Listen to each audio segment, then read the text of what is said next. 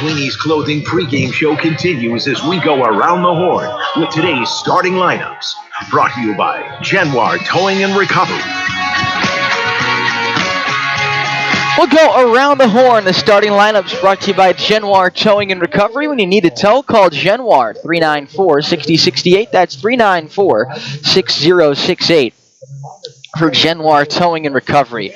The Anchorage Bucs are in third place. They come in at 16 and 15. They're coached by Ken Hockoff. And Alex Champagne leads off. He plays second base. Chad Bourne, the left fielder, hits second. Garrett Anglam in center field will bat third. Michael Diaz, the right fielder, bats cleanup. Dylan Fesperman in first base will hit fifth. Mason Marenko, the third baseman, bats sixth. Sean Maple is the DH batting seventh. Derek Smith, the catcher, hits eighth. And Cody Graybeck is the shortstop batting number 9 for starting pitcher Jackson Brockett. For the O's, they come in at 14 and 19 in fourth place. They're coached by Larry McCann. James Shimashita will lead off. He plays right field. Graydon West gets the start at third base, batting second. Shun Sakino at second base hits third.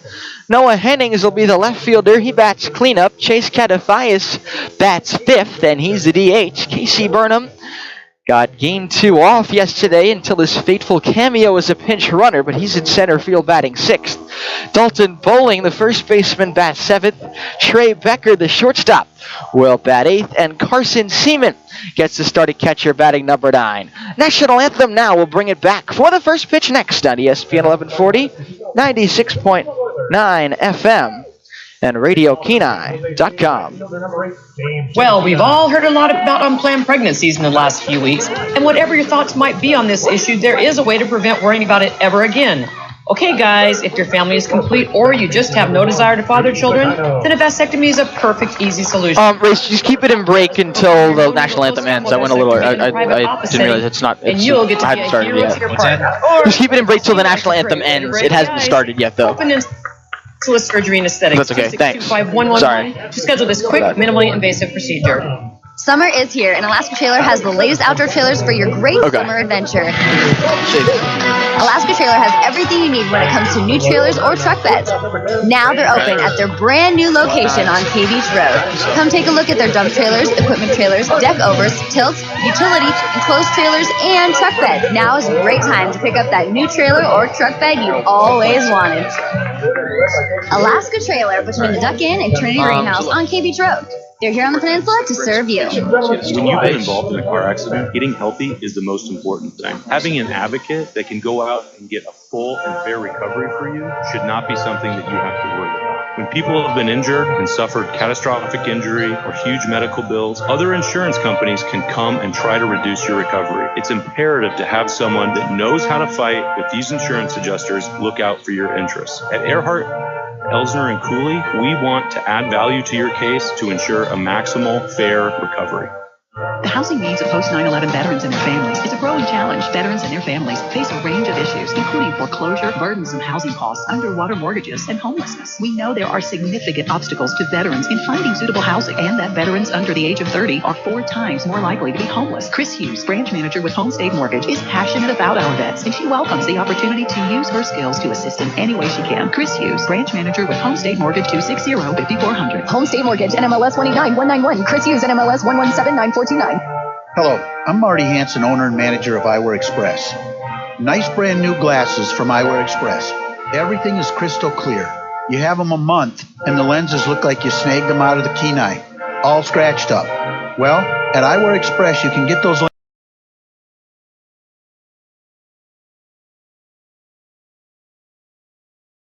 Jackson Brockett, 26 innings on the season and 9 appearances, 3 of them starts. 28 hits and 16 runs allowed. 13 of those 16 were earned runs. He's walked 9, struck out 18.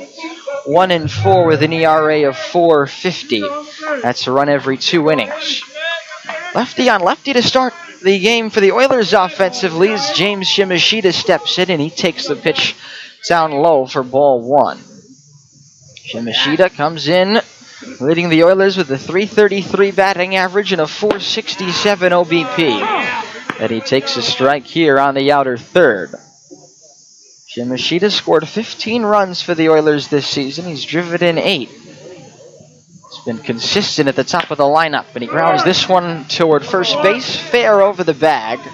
And ambling to the bag after picking up the ball is Dylan Fesperman, the Bucs first baseman, for the out.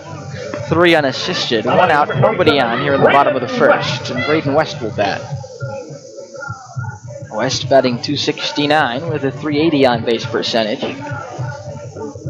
this season.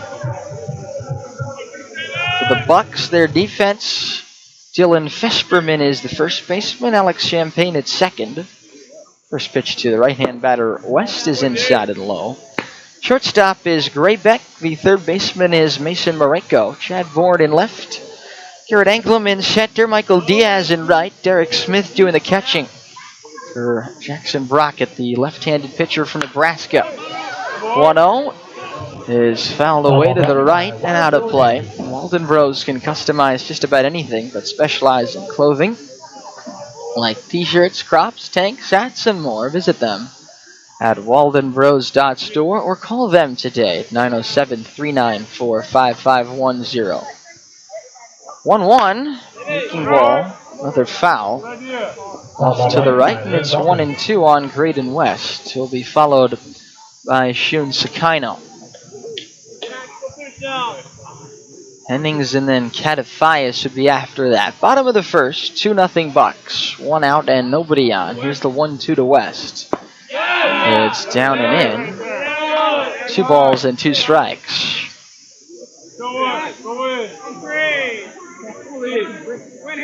Third game of a 5-game series. The first 2 games split in a doubleheader yesterday. The season series, Oilers 4, Bucs 3. 2-2. Taken. Strike 3 called on the outside corner at the D's. Close pitch. Brad Polk rings up Graydon West.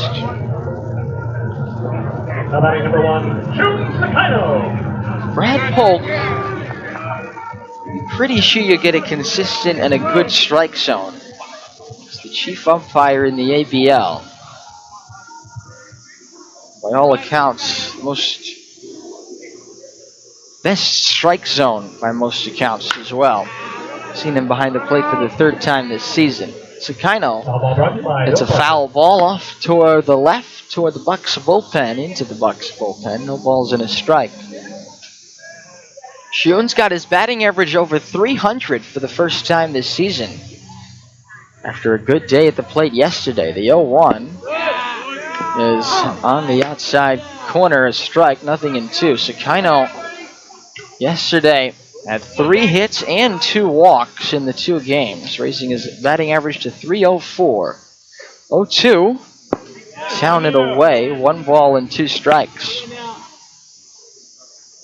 Sakino 304 batter, .395 the on-base percentage, that he's tied for the team lead in runs with 18. 1-2, breaking ball, lines up the middle, base hit going into center field. Sakino holds on at first. He's got a 2-out single in the bottom of the first. A beautiful piece of hitting. Breaking ball perfectly stroked straight over to the second base bag. And Noah Hennings will come up. Sakino continues to swing a hot bat. Hennings will step in. Noah also had a good day yesterday, raising his batting average 18 points, up to .274 now for the season. And he hits the first pitch on a few bounces to second base. Alex Champagne sidearms over to first for the out and the side. No runs, 1 hit, no errors, 1 man left on base. At the end of 1 inning of play, it's the Anchorage Bucs 2, the Peninsula Oilers 0 on ESPN 1140, 96.9 FM, and RadioKenai.com. If you're in the market Grace, for everything sounds okay? landscaping services, the place to call is Earthscapes, LLC. Earthscapes offers high... What? Does everything sound okay now? Yeah, it's just that whenever you come back on air, you start to glitch out for like a few seconds, but then it's fine. Okay, that's weird. I'm not sure what. I don't know. Yeah, I mean, It's just when you come back on, maybe just like wait a second or two before start talking. Sure. I guess. Yeah, I'll let the music play for like a second. Thanks, Ray. And their selection of fine whiskey and bourbons. Plus, their great variety of beer, wine, Let me know and how spirits. if that Discount helps. Liquor also offers discounts on special event orders and case buys. Just ask, and they'll work with you. Discount Liquor, your #1 spot to go to this summer for all your adult beverages. Located on Irons Avenue next to Lucky Raven and True Blue Coffee Shop. Top of the second inning here at Coral Seymour. It's Bucs 2, Oilers nothing. They'll have 7, 8, 9 will the visiting Bucs here in the second against Connor Kershaw, starting with Sean Maple, the Australian DH, and he takes the first pitch for a strike at the Diaz. And it's 0-1. Maple will be followed by Derek Smith and Cody Graybeck. The 0-1 pitch. That's inside. 1 ball and 1 strike. Australia does have a baseball tradition. Liam Hendricks, one of the notable major leaguers currently of Australian origin. Here's a looper towards the shortstop. Becker on a hop. He takes care of it, throws to first in time. And Maple is retired, 1 man away. Derek Smith will next come up. He's the catcher, batting .200 for the season.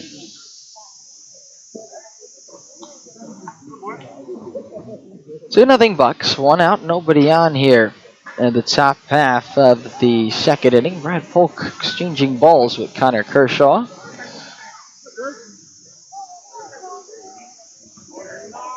Baseballs. And the batter is Derek Smith. First pitch, swing and a miss. And a pitch down low. And Cody Graybeck will be next after Smith, the number 8 batter. Right on right, the 0-1 from Kershaw. Bounced foul of third.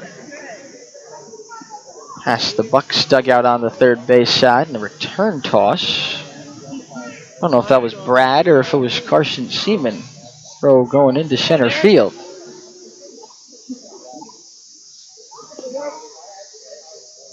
But it's no balls and 2 strikes. Walden Bros can customize just about anything, but specialize in clothing like t-shirts, crops, tanks, hats, and more. Visit them at waldenbros.store. Call them at 907-394-5510. Walden Bros. 0-2 from the windup. The pitch. Swing and a miss. Strike 3. Got him with a slider there. Smith strikes out. And after a rocky first inning, Kershaw's retired the first 2 here in the second.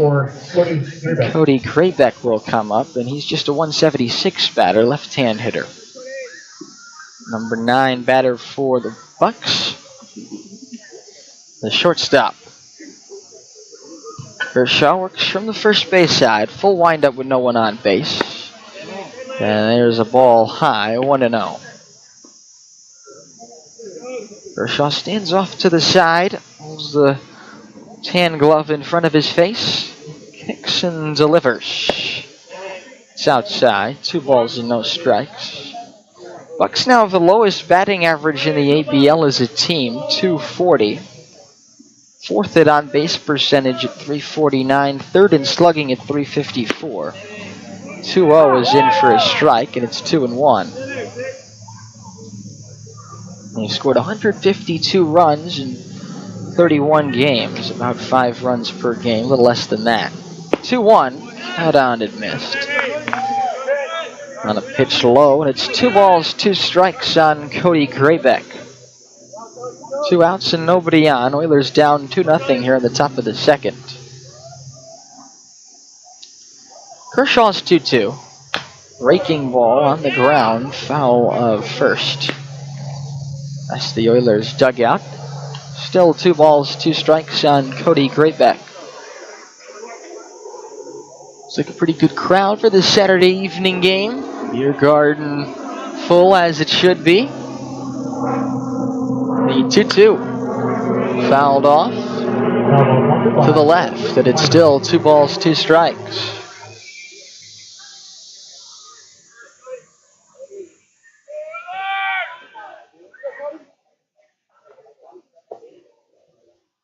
Kershaw's wind up, 2-2. Fastball just missed outside. 3 balls and 2 strikes. Kershaw to Greatbeck. Just 10 walks in 30 in the third innings for Kershaw. That hasn't been much of an issue for him, though. He did walk the leadoff man in this game, and that came resulting in a run. 3-2. That's outside. Ball 4. Another fastball from Kershaw missing. So he walks 2 of the first 9 now, does Connor Kershaw. Alex Champagne comes up.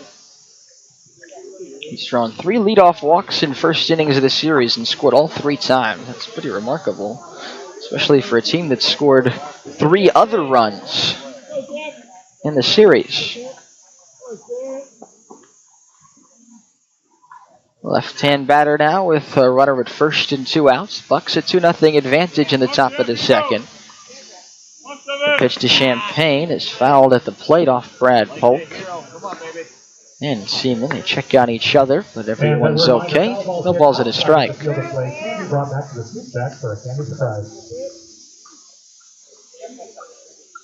Oilers, the infield shifted a little bit. Just a little bit here against left-hand batting Champagne. Becker near the second base bag with a force out there. Takino on the edge of the grass. Second base. The 0-1 missed high. Snap throw to first. And standing is Grebeck.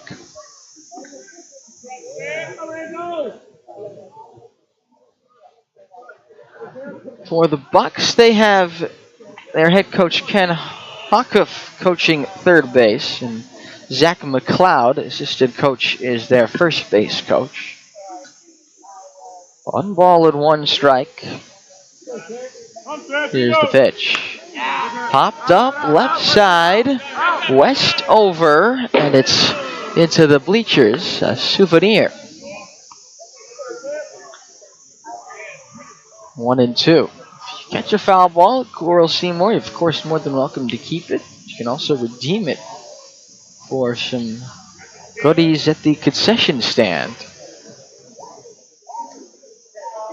1 ball and 2 strikes, the count on Alex Champagne.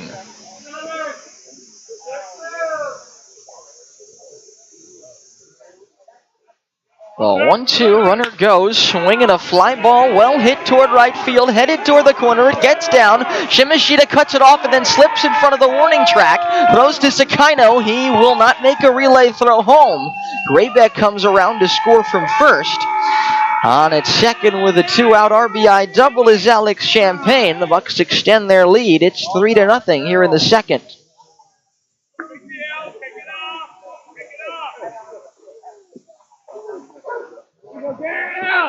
A well-struck ball up the right field line. Shimashita did well to cut it off, but then slipped. Still, I don't think he would have had a play at the plate on Greatbeck off on contact with 2 outs.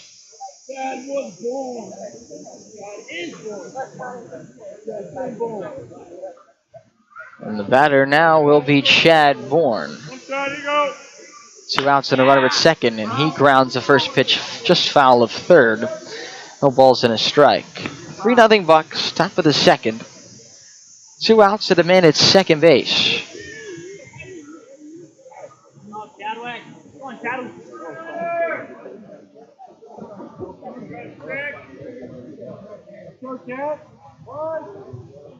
Nothing in 1, the count on Chad Bourne.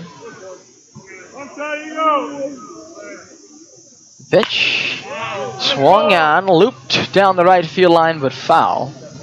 It's 0-2. Bourne singled and scored in the first inning as well.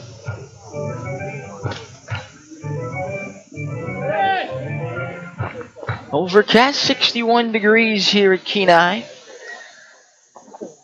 It's a nice day. You can still see the sun through the clouds up there. It's about straight above us toward right field.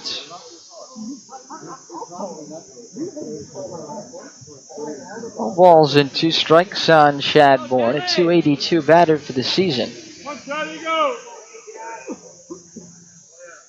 Pitch. Spiked, blocked by Seaman. 1-2. Bourne wears number 11. Oilers hadn't seen too much of him this season prior to this series. He's the everyday left fielder for the Bucs. Bucs team that is short-handed entering this series in terms of personnel. 1-2, breaking ball, hit on the ground, foul of third slowly, and it's 1-2. That's just the way it is.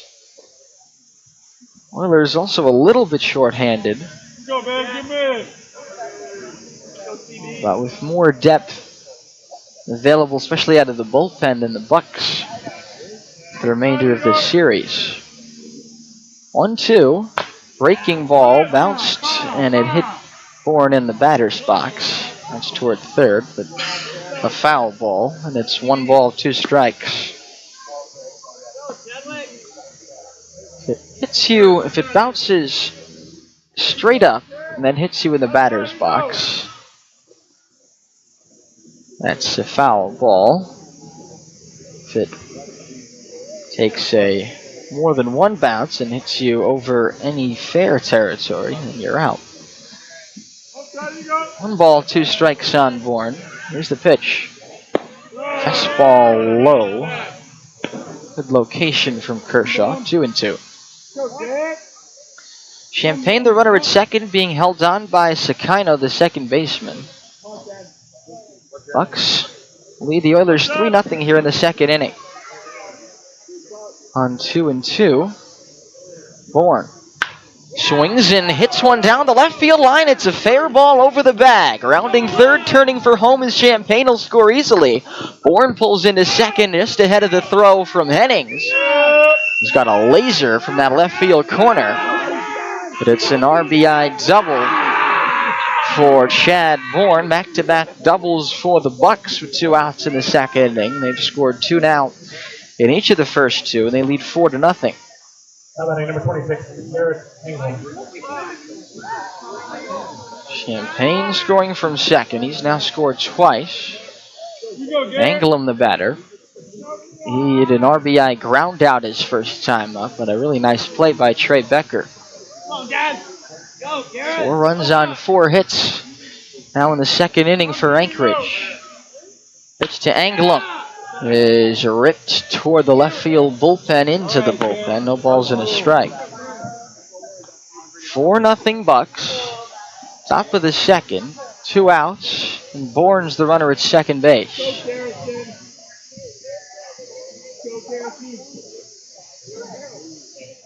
Michael Diaz is the on-deck man. A 1 pitch. Breaking ball, nicely delivered. Swung on and missed by Anglem. 2-out rally for the Bucs in the second inning. Did their damage early in the top of the first. But Maple and Smith were both retired to start it. Graybeck's walk and back-to-back doubles by Champagne and Bourne. 0-2 is bounced on the ground to third. Nice stab by Graydon West. His throw is low, and a nice pick by Dalton Bowling on a nasty in-between hop at about eye level. Good job by Dalton Bowling, who's a really good defensive first baseman. The save could have been an error. So that brings the top of the second inning to a close. The Bucs score 2 more times on 2 more hits. No errors and a man left on base. Middle of the second inning, it's the Bucs 4, the Oilers nothing. On ESPN 1140, 96.9 FM, and RadioPeanut.com. Frames and things, we have the gifts. Come check out our Alaskan-made gift lines, including Bayshore Design wooden maps, Jackie McGann's metal artwork, a complete line of Burt syrup products, pottery, soaps, original artwork by Bruce Nelson, Benjamin Stevens, Barbara LaValle, and so much more. Frames and Things is located at 435 40 Whistle Hill Loop next door to Brew at 602. Our hours are 9 to 5 Monday through Friday and 10 to 4 on Saturday. You can also contact us by phone at 907-262-5248.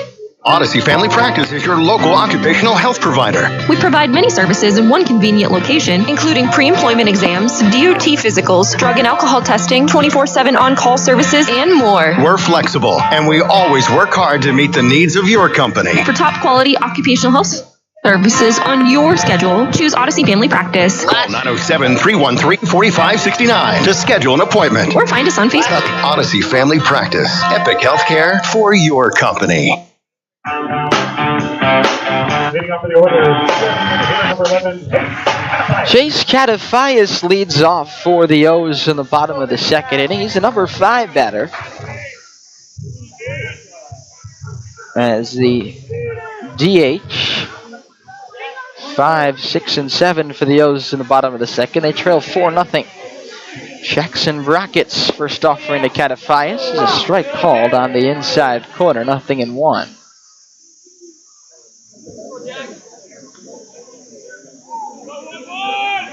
Works from the center of the rubber, the 0-1. Breaking ball cut on and missed. Nice pitch out of the left hand of Jackson Brockett. Fooled Catafias. The count 0-2.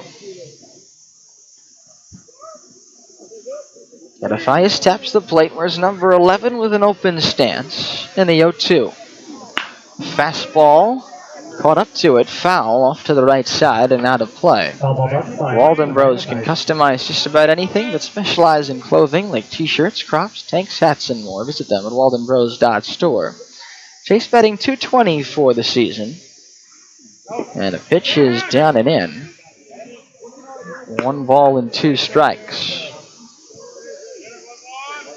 Catafias has started about half the Oiler games this season.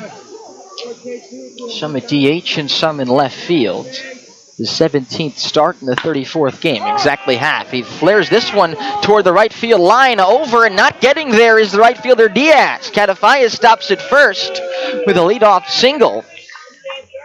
Diaz only able to catch up to that ball after it bounced down the right field line.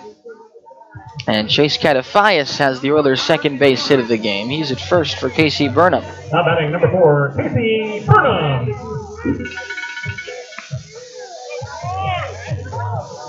Burnham has a batting average of .265, an OBP of .345.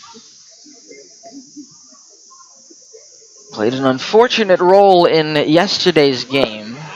It wasn't really all his fault, as that pitch is on the outside corner, 0-1. He was shown a very late stop sign as he came around third as the tying run on the ball hit by Shun Sakino, a double in the bottom of the 7th inning. And as he put on the brakes, he lost his footing and was tagged out. The 0-1 pitch down low and outside, 1-1. That was after coming in as a pinch runner. But the late stop sign, it's not easy to stop when you're going full steam around third base. Tried to put on the brakes. It's easier said than done. 1-1 to the left-hand batter. Breaking ball just outside. Check swing. They have it appealed, and it doesn't look like they will. It's 2-1. Didn't think he went, but still might as well appeal if you're the Bucs. They didn't, and it's 2 balls and a strike. Now the pitch. Fastball line toward left field, down the line, that's a base hit. Catafias hits second, he's headed for third. The throw is high, and he is out at third. Burnham on at second with a double. Brad Polk with a 3-man umpire rotation makes the call coming up the third base line. A terrific throw by Chad Bourne, even though it was a little bit high. But he threw a strike to Mason Marenko, reached up, grabbed, didn't reach down to tag Catafias. Burnham into second, but Catafias unable to advance safely to third. Another out on the bases for the Oilers. He made 3 of those. That was a critical theme in the game yesterday, so it could be first and second and nobody out, as instead Runner at second and 1 out. It goes 7-5 on the out at third. Close play, to be sure. Burnham gets credit for a double. He's the runner at second for Bowling. First pitch is low, and the count 1 ball and no strikes.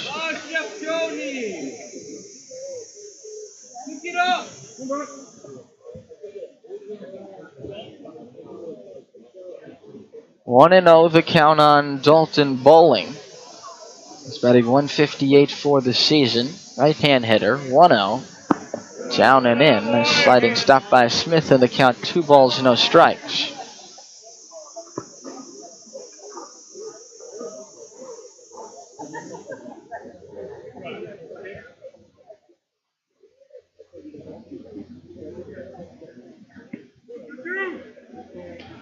Two balls, no strikes on Bowling. Now the pitch. Fastball a little below the knees, and it's 3-0. All the way back.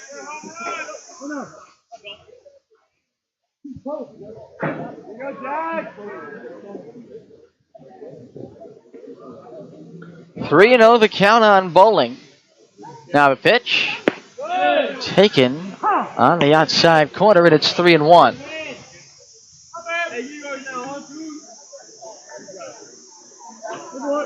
Burnham the runner at second with 1 out in the bottom of the second inning. Bucs 4, O's nothing.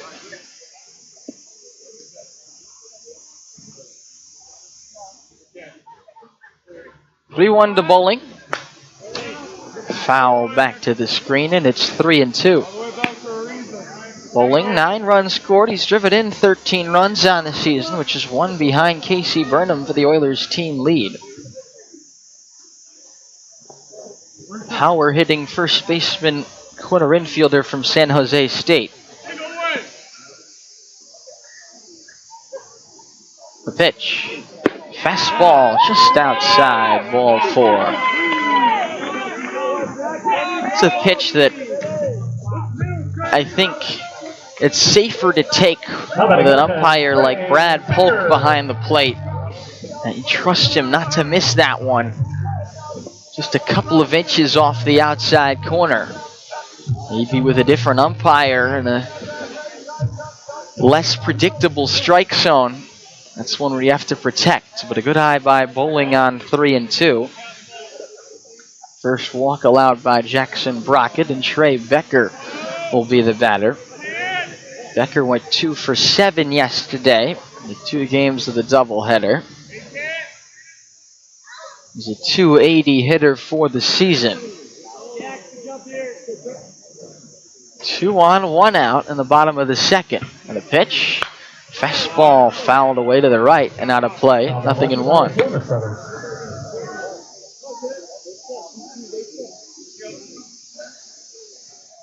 Becker will be followed by Carson Seaman, the catcher on deck. Gets the signs from Kevin Clancy. It is 2 on with 1 out. Wouldn't think this is a bunting situation. Maybe a hit and run. On 0-1, Becker takes a strike. And it's 0-2.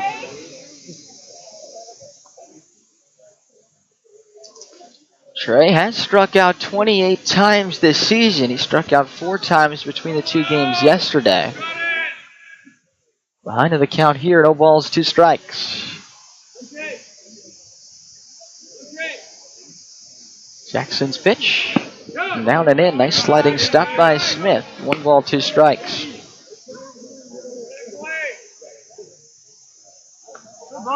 It's been an up and down season for Trey, but I think that characterization is a little bit unfair. I'd say up and down at the plate, but given the way he plays defense, it's been a good season for him, I think it's fair to say. And this one is fouled off to the right and out of play, 1-2. Started the season really hot at the plate, then cooled off. He's picked it up, though, of late. But the thing that has been consistent from the beginning to this point of the season is his elite range at the shortstop position. 1 ball and 2 strikes on Becker.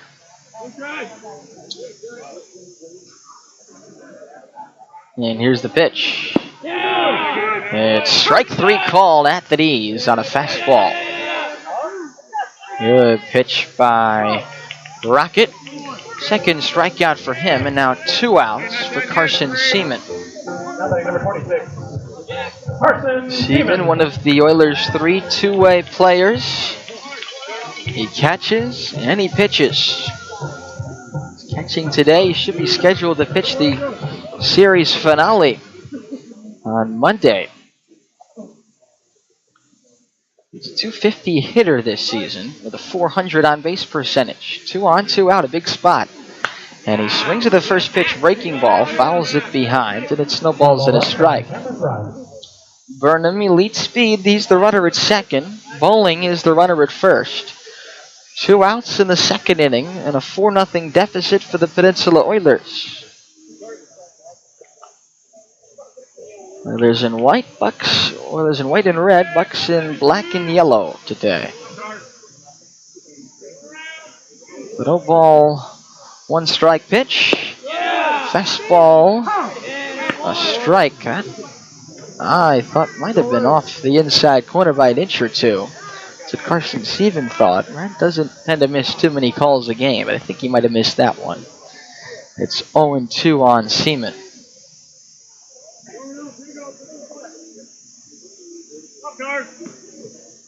Set at the belt for Brackett. 0-2. Breaking ball. Wasted foul. Good pitch with some bite. Seaman just gets the bat to it and chops it toward the Bucs' third base dugout. 0-2 on Jackson Brackett. Making his 4th start of the season in addition to 6 relief appearances. Seen a lot of the Oilers. Oilers have seen a lot of him. 0-2 to Seaman. Here's the pitch. Taken low. 1 ball and 2 strikes. 2 on, 2 out, bottom second. The Bucs 4, the O's nothing. Oilers trying to make some noise with an opportunity here. Bottom of the second inning. They've already made 1 out on the bases in this inning. Trying to cash in still.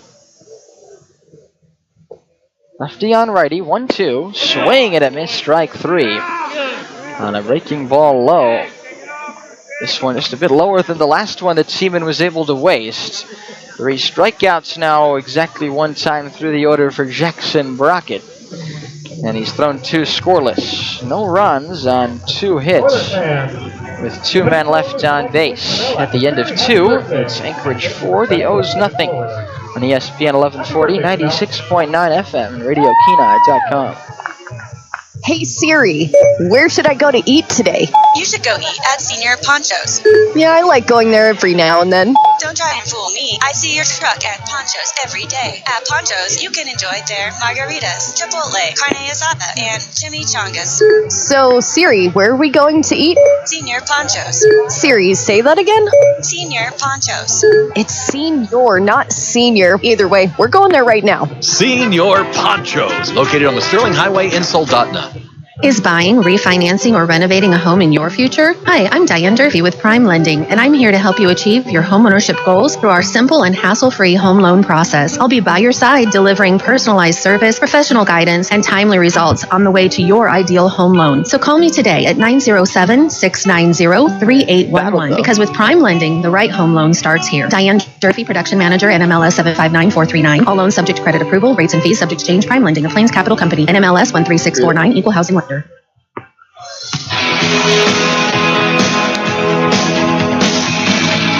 Top of the third, Bucs 4, the O's nothing. Oilers had first 3 men reach base in the second inning, but Chase Catafias was thrown out at third, trying to advance from first on Casey Burnham's double. And Becker and Seaman struck out, so the Oilers came up empty. In the second inning, Michael Diaz leads off the third for the Bucs, who lead 4-0. Left-hand right fielder. He's 1 for 1 with an RBI single, and he takes low ball 1. Talked about how Champaign has walked and scored to start all 3 games this series. Well, Michael Diaz has driven in a run in the first inning in each of the 3 games. And he rockets this through the right side. Base hit to Shimashita, the right fielder. Diaz is 2 for 2. On to lead off the third. Vesperman will be the next batter. He popped out to the second baseman his first time up.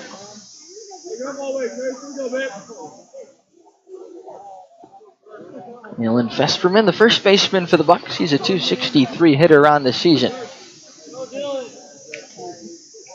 Bucs stolen 43 bases this season. They've been caught 13 times. The Oilers have allowed 60 stolen bases defensively.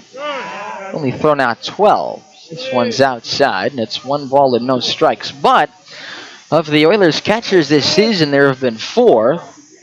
Nick Seaman, Firestone, and Willie Schwarrick, who had to leave earlier in the season being injured. Seaman has the best record throwing runners out, the 1-0. This is low. It's 2 balls and no strikes. Carson Seaman's thrown out 4 of the 9 runners that have tried to steal against them. The rest of the Oilers combined have only thrown out 8, and the pitch is swung on and missed by Festerman 2-1. So with Seaman behind the dish, its opponents are only 5 out of 9, but with everybody else against the Oilers, they are 44 out of 51. 2-1 to Vesperman. Outside, snap throw to first. And back in there safely is Diaz. Seaman likes to try that. Willie Schwarrick is actually the only Oilers catcher this season with a pickoff. It's always a good thing to try. 3 balls and a strike on Vesperman. And time called by the batter. Big pitch coming up here. Kershaw trying to labor through the 3rd inning. Doesn't have any outs in it. Leadoff man's on. Bucs have scored twice in each of the first 2. Runner goes. The pitch swung on and missed, strike 2. Seaman's throw is high. Wouldn't have been in time anyway. A very good jump for Michael Diaz. He steals second base. For Diaz, this is 2nd stolen base of the season. Alex Champaign does most of the running for the Bucs with 11 steals on the season. Nobody else on their team's got more than 6. 3-2 on Vesperman. Now the pitch. And that's low, ball 4. So Vesperman draws a walk. And Marenko will now bat. 3rd walk issued by Kershaw, who'd only issued 10 in 6 starts before this. Not issuing walks had been Kershaw's strength, really, this season. But 3 of them in the first 3 innings here. Already 4 runs have scored in the first 2 innings. Bucs are threatening again here in the top of the 3rd. 1st and 2nd and nobody out for Mason Marenko. First pitch to him is hit on the ground, foul of 3rd. If that's a foot or 2 more fair, maybe the Oilers could be walking off the field at the moment. Around the horn triple play might have been a possibility. Oilers have already turned 1 triple play against the Bucs this season. Back earlier in the season in Anchorage. With the bases loaded, it went 6-4-3-2.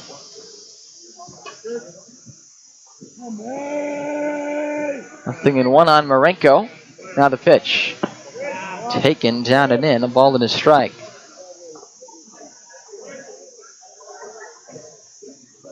That was a play with the bases loaded. A little looper to shortstop that Trey Becker ingeniously let bounce on purpose, knowing he could get a double play out of it. But it was not a double play. It turned into a triple play. A 1-1. Breaking ball in there for a strike. 1-2. Good pitch from Kershaw there.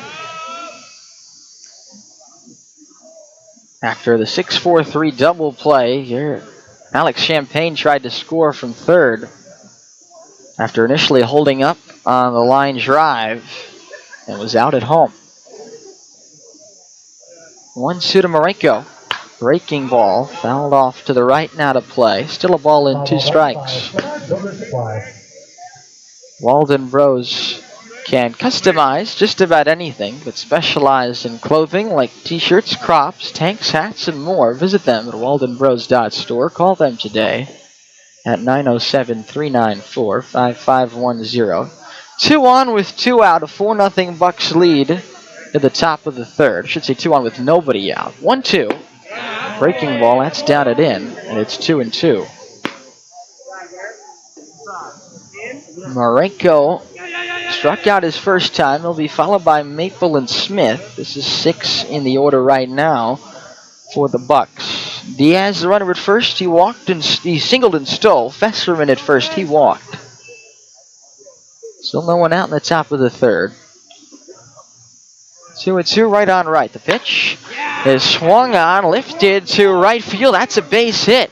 Held up at third base is Diaz as Shimashita gets it into bowling on the infield.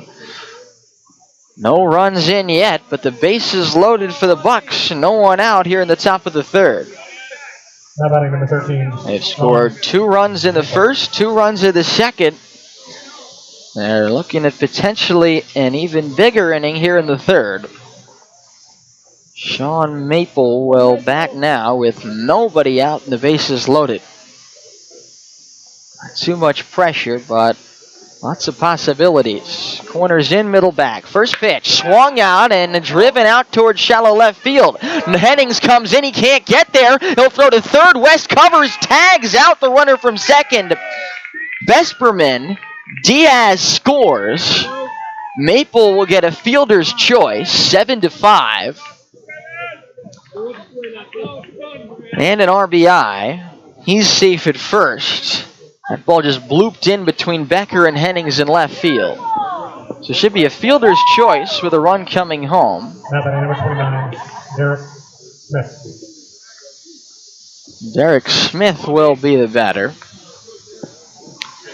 I just think it's funny when those are scored fielder's choices, because really, Maple didn't do anything wrong. He deserves a hit. He does get an RBI out of it. 5-0 the score. Oilers do have an out now. First and second, 1 out for Derek Smith. And he takes a breaking ball strike, 0-1. So it goes 7-5 on the fielder's choice. Diaz scored. Fesperman out at third. And time is called out by the catcher, Seaman. No balls and a strike.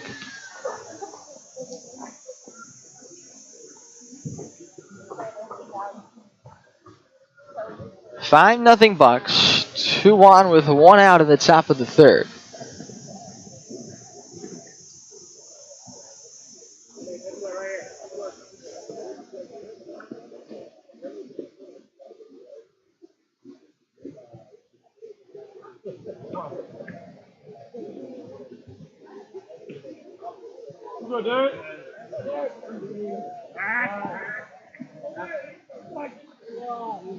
No balls and a strike. Still on Derek Smith as the conference has come to an end. And now a balk.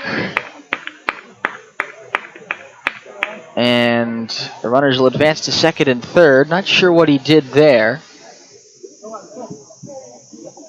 But balk is called.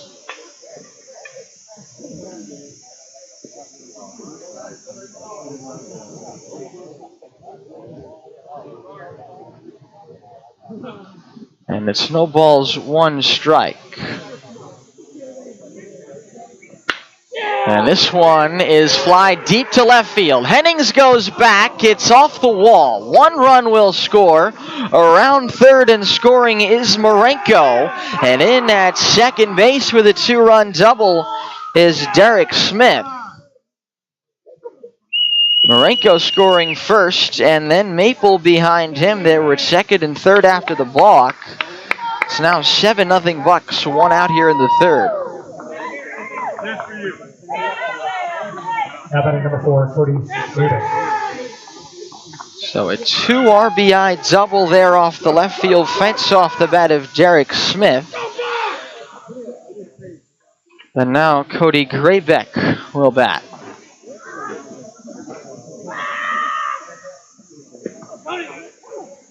The pitch rocketed toward left, but foul and out of play. No balls at a strike. 2 in the first, 2 in the second, now 3 in the third for the Bucs, all earned. 1 out, a man on second here. Graybeck the batter. 7-0 Bucs in the top of the third. The 0-1 is lifted to left. Hennings goes in. Stops, drifts, and makes the catch.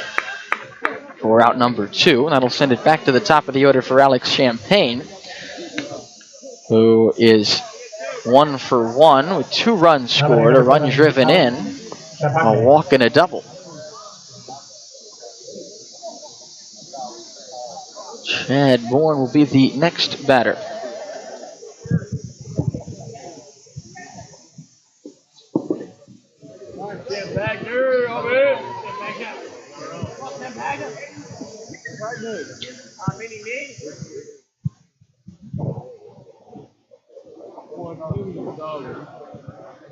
Champagne batting with 2 outs and a runner at second. Bucs a 7-0 lead. The pitch from Kershaw bends in for a strike. 0-1 on the outside edge at the knees. Looks like Jackson and Deal is warming up in the Oilers bullpen at the moment. Game the Oilers trail 7-0 in. Kershaw's 0-1, breaking ball, there's a strike, and it's 0-2. Kershaw has been able to throw his breaking ball for a strike, but Bucs have 8 hits against him, and he's walked 3, 2 2/3. So he's trying to get out of the third here, Kershaw. Trying to retire Champagne for the first time as well. He throws down and away, and it's 1 ball and 2 strikes. Single, a walk, a single. Fielder's choice, which is a break for the Oilers on what could easily have been a bloop hit into left. 2-run double, a fly out. Now here's Champagne. 1-2. Is fly toward left field. Hennings coming in over toward the line. It bounces in front of him. Scoring from second base is Smith. Stopping at first is Champagne. He's been on base 3 times in 3 innings. Picks up his second hit and his second RBI. That one just blooped down in the shallow left near the line. No chance for Hennings. Well, some of the balls have been hit hard. Some of them haven't been hit hard. But the ball is just not landing near Oilers fielders for Connor Kershaw at the moment. It's 8-0 Bucs. They've scored 4 runs here in the third. And the batter now is Chad Bourne. Runner goes, pitch, throw to second and safe. It's second base. Is Champagne with his 12th steal of the season. Still trails Sakino, the league leader, by 3.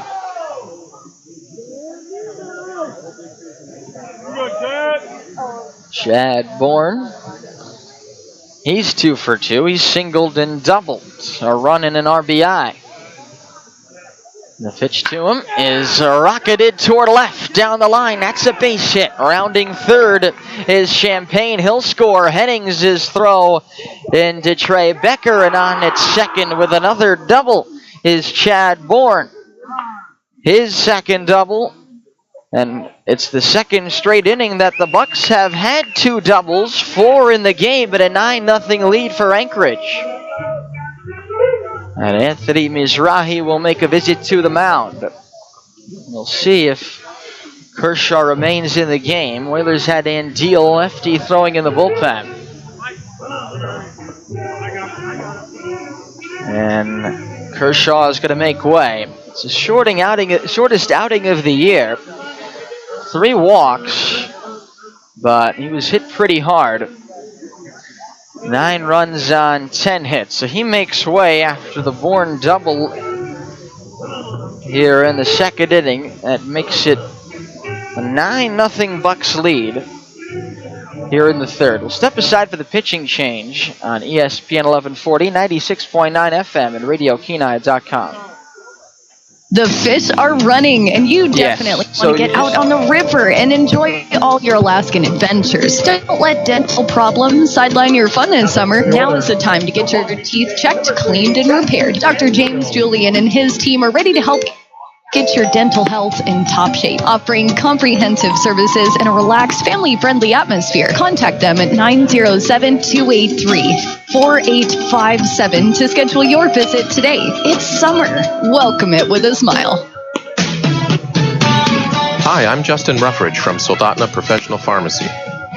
Whether you grew up here like me or just moved into town, I'm sure you value small-town friendly service. Well, that's what you can expect at Soldotna Professional Pharmacy. My welcoming staff and I are ready to serve you with a smile and a helping hand. You'll find us at 299 North Binkley in Soldotna, or call us at 262-3800. I'm Justin Ruffridge, and I look forward to serving you.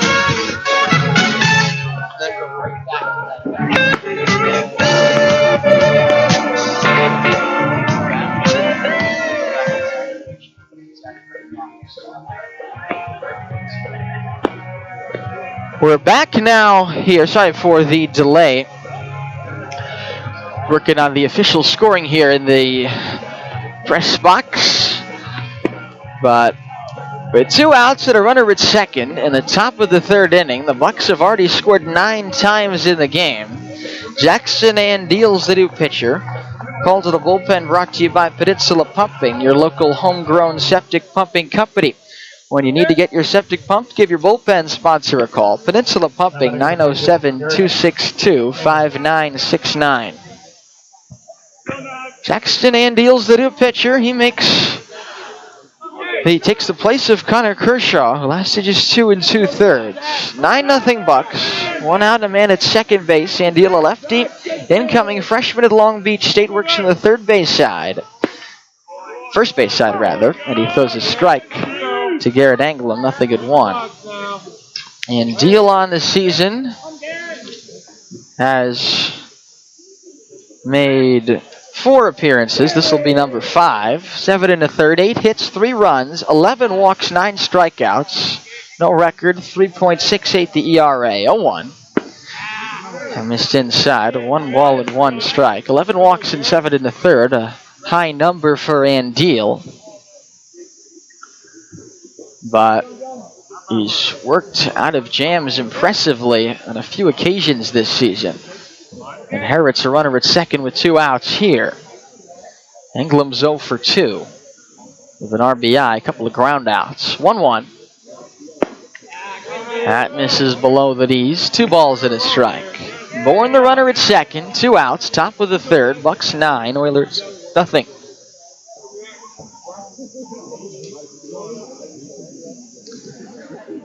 Certainly not the best start for the Oilers in a game this season. In fact, it's, in terms of the score, at this point in the game, it's the least favorable position the Oilers have been in. This one's fouled back, and it's 2-2. Oilers only trailed by this much one other time this season. That was a 13-3 loss, the home opener to the Glacier Pilots in 7 innings. On 2-2, Anglem swings and drills one foul right into the bullpen in left field where the Bucs aren't. Empty Bucs bullpen down there, left field. 2-2. Still the count on Garrett Anglem. It's a 280 hitter.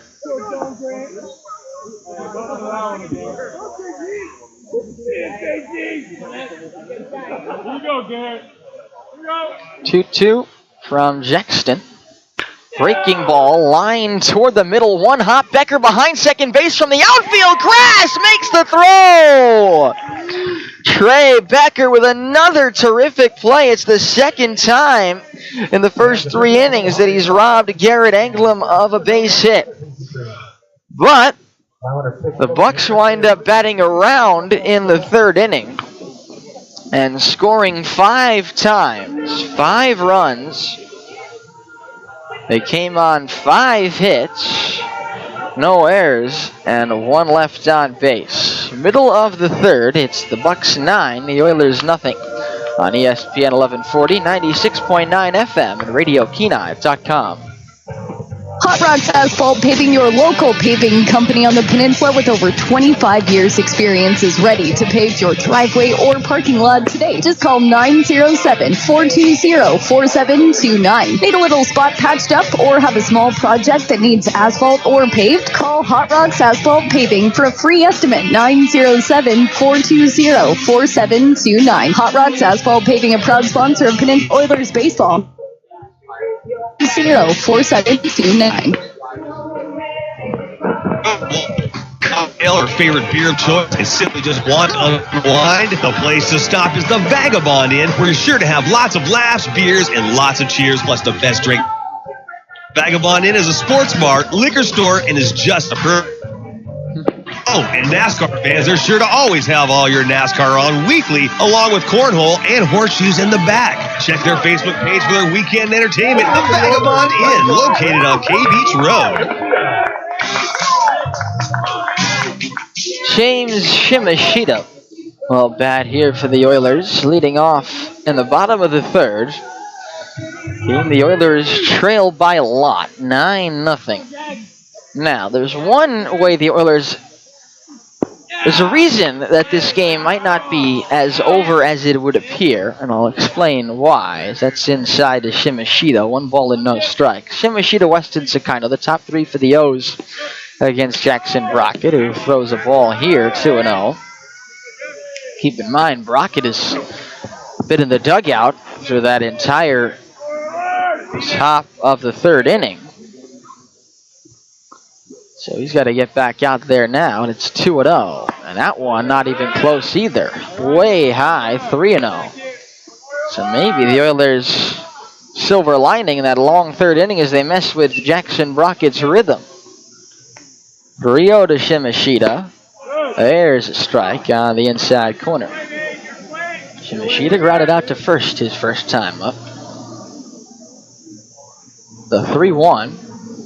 Fastball foul back. Just got under that, did Shimashita. 3-2. Walden Bros can customize just about anything but specialize in clothing like t-shirts, crops, tanks, hats, and more. Visit them at waldenbros.store. 3-2.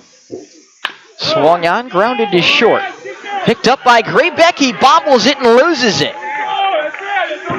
He tried to play the long hop, wound up playing the short hop. The ball was in his glove, then it wasn't. It just bounded away to his left. E6, and Shimashita reaches. Key E6 in the 7th inning of yesterday's game by Graybeck that almost gave the Oilers the tying run.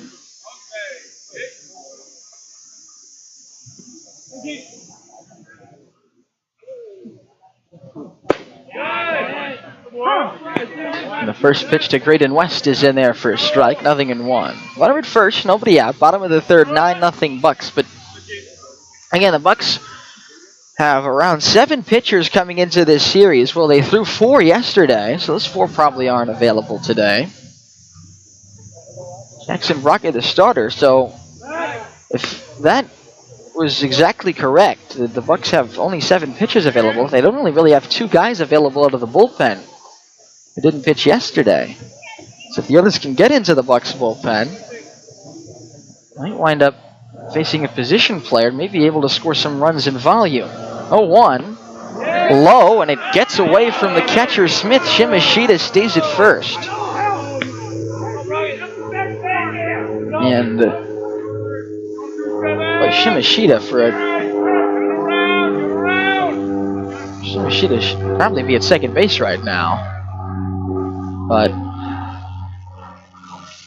better stay at first if you didn't get a good initial dirt ball read, then go to second late.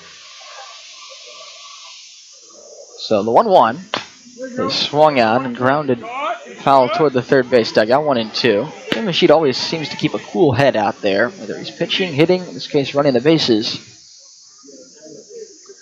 I think he must have misread the ball initially, because you saw it get by Smith, probably would have been at second base, but didn't panic and try to take second base anyway in a 9-0 game. As West fouls this one away toward first and off the fence, 1-2.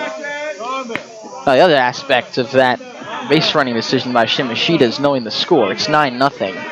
You're not taking extra bases here unless you're 100% sure you'll have it.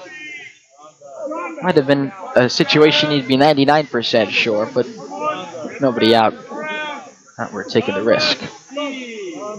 1-2 the count on Graydon West. Especially don't want to run into outs now.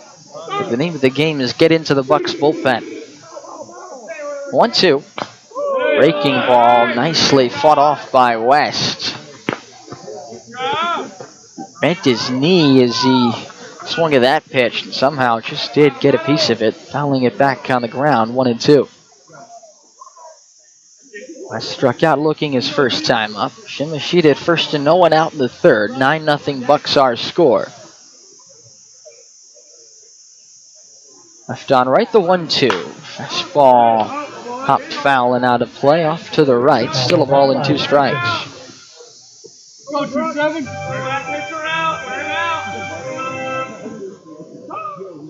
We have the Everybody Rides Again pitching line on Connor Kershaw today. Everybody Rides Again, looking for a used vehicle. No credit, bad credit, no problem. Your job with a small down payment's all you need. On the big corner, Cape Beach and Poppy Lane. Call 907-260-3053. That's 907-260-3053. 1-2 to West. Fastball low. 2 balls, 2 strikes. Kershaw, 2 2/3, 10 hits, 9 earned runs, 3 walks and 2 strikeouts. Makes way for Jackson Andeal in the third. 2-2 the count.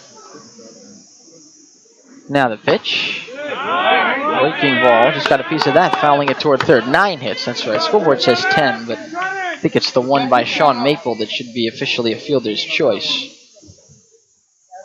That accounts for that discrepancy. It should be, you're right, 9 hits. Milton Clark doing the official scoring to my left. 2-2 the count on West. Now the pitch. And that's a fastball just low. This is a really good at bat by Graydon West. Count now 3-2. West doesn't strike out easily at all. Or much. Oilers team that struck out 206 times this season. Graydon represents just a small fraction of those. He's only struck out 8 times all season, compared to 10 walks. 3-2. Fastball up and away, ball 4. Well, the Oilers needed base runners after falling behind 9-0. They've got a couple. Second walk issued by Jackson Brockett. Shun Sakino singled in the first. He'll bat now with 2 on and nobody out.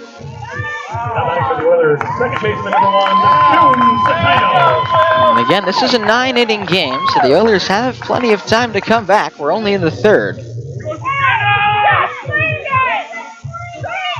Shimashita at second. He reached on Graybeck's error. West at first. He just walked. The batter is Shun Sakino. Keep the line moving here. First pitch to Shun.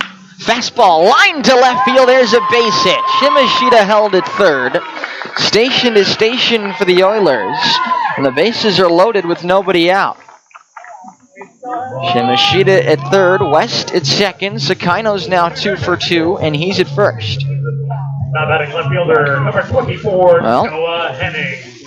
bases were loaded with 1 out. Or with nobody out, actually, in the top of the third. And the Bucs scored 5 times.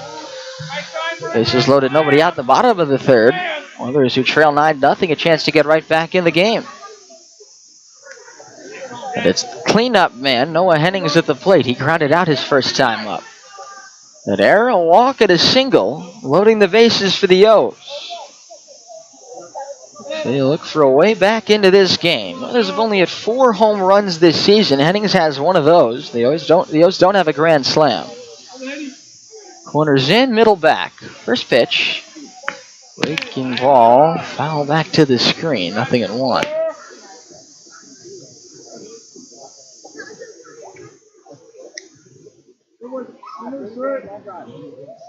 Shimashita at third. West at second.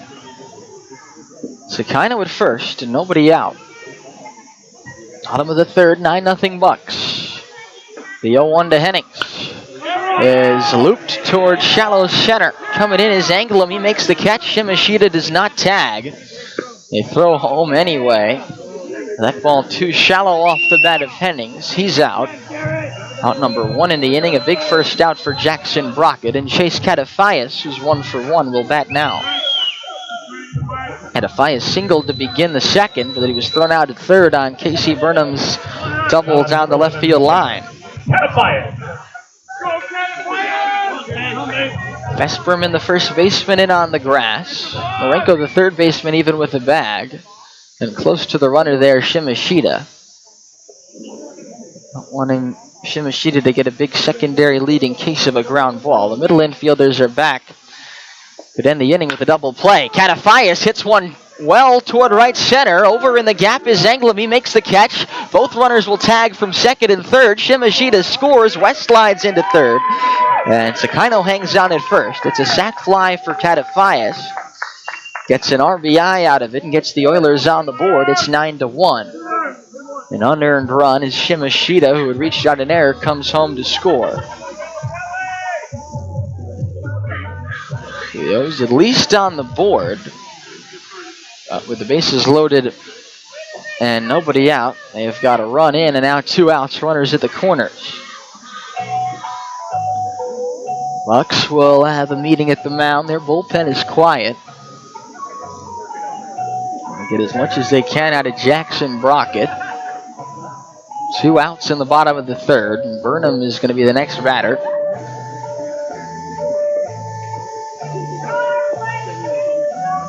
Casey doubled his last time up.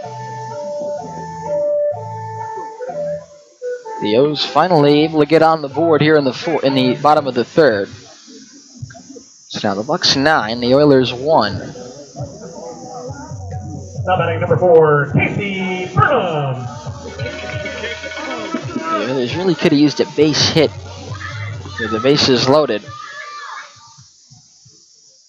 Fly out, then a sac fly. You get on the board. So now West at third, Sakino at first. 2 outs, and the pitch to Burnham misses low. 1 ball and no strikes.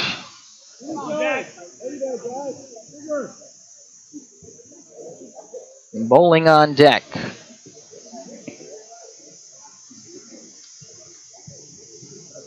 The 1-0. Fastball high, Sakino running and diving into second safely. His league-leading 16th stolen base of the season. The pitch missing. It's 2-0 now on Burnham. First base is open. 2 in scoring position now. West at third, Sakino at second. 2-0 the count with 2 outs. Left on left, the pitch. High fastball, swing and a miss by Burnham. That she'd like to have back because it should be 3-0, but it's 2-1.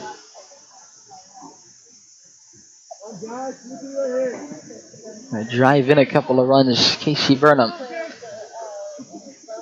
2-1. Fastball, that's high and laid off. 3-1. Burnham, the Oilers' leader in RBIs, with 14.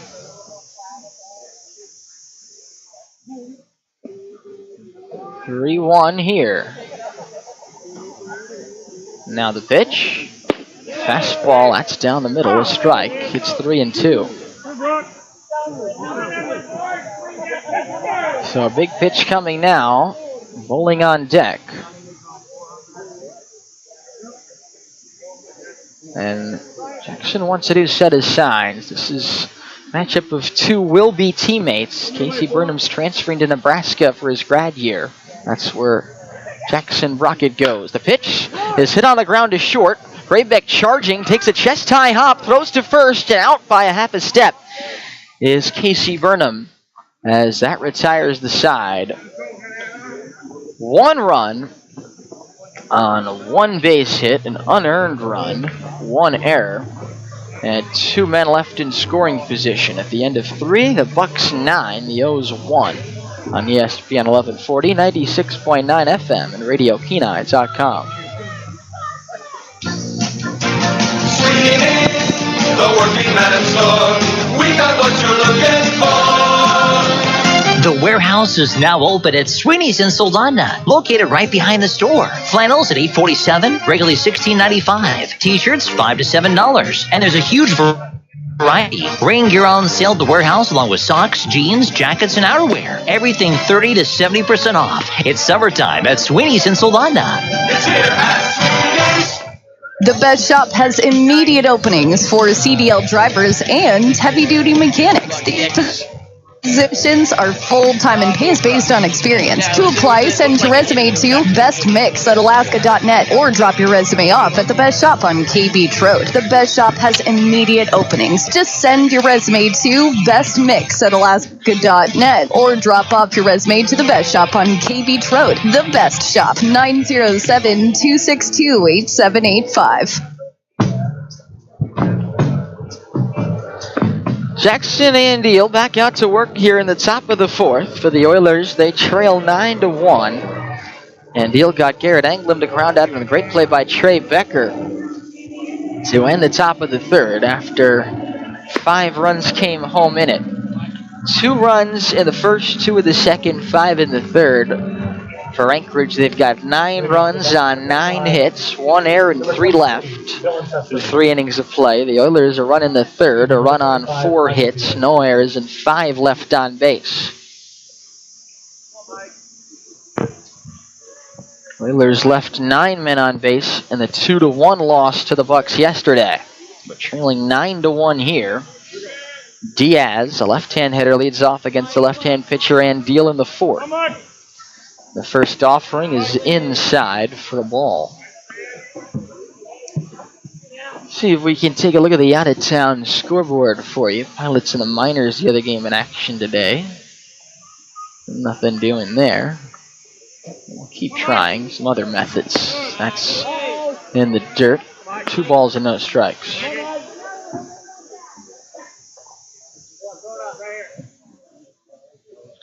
First place at stake in the other ABL game tonight. That one between Matsu and the Glacier Pilots. 2-0. He's hit on the ground toward short. Backhanded by Becker from the edge of the grass. His throw is wide. Pulls bowling off the bag and goes to the fence. Moving up to second base is Diaz. It'll be a single and an error. So a base hit for Diaz, an infield single. And then he goes to second base on the error by Trey Becker. The throwing error.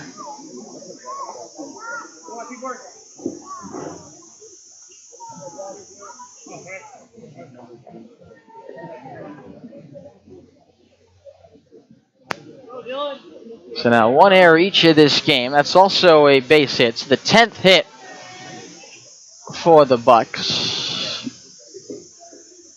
And now this one is lined to short. Becker makes the catch.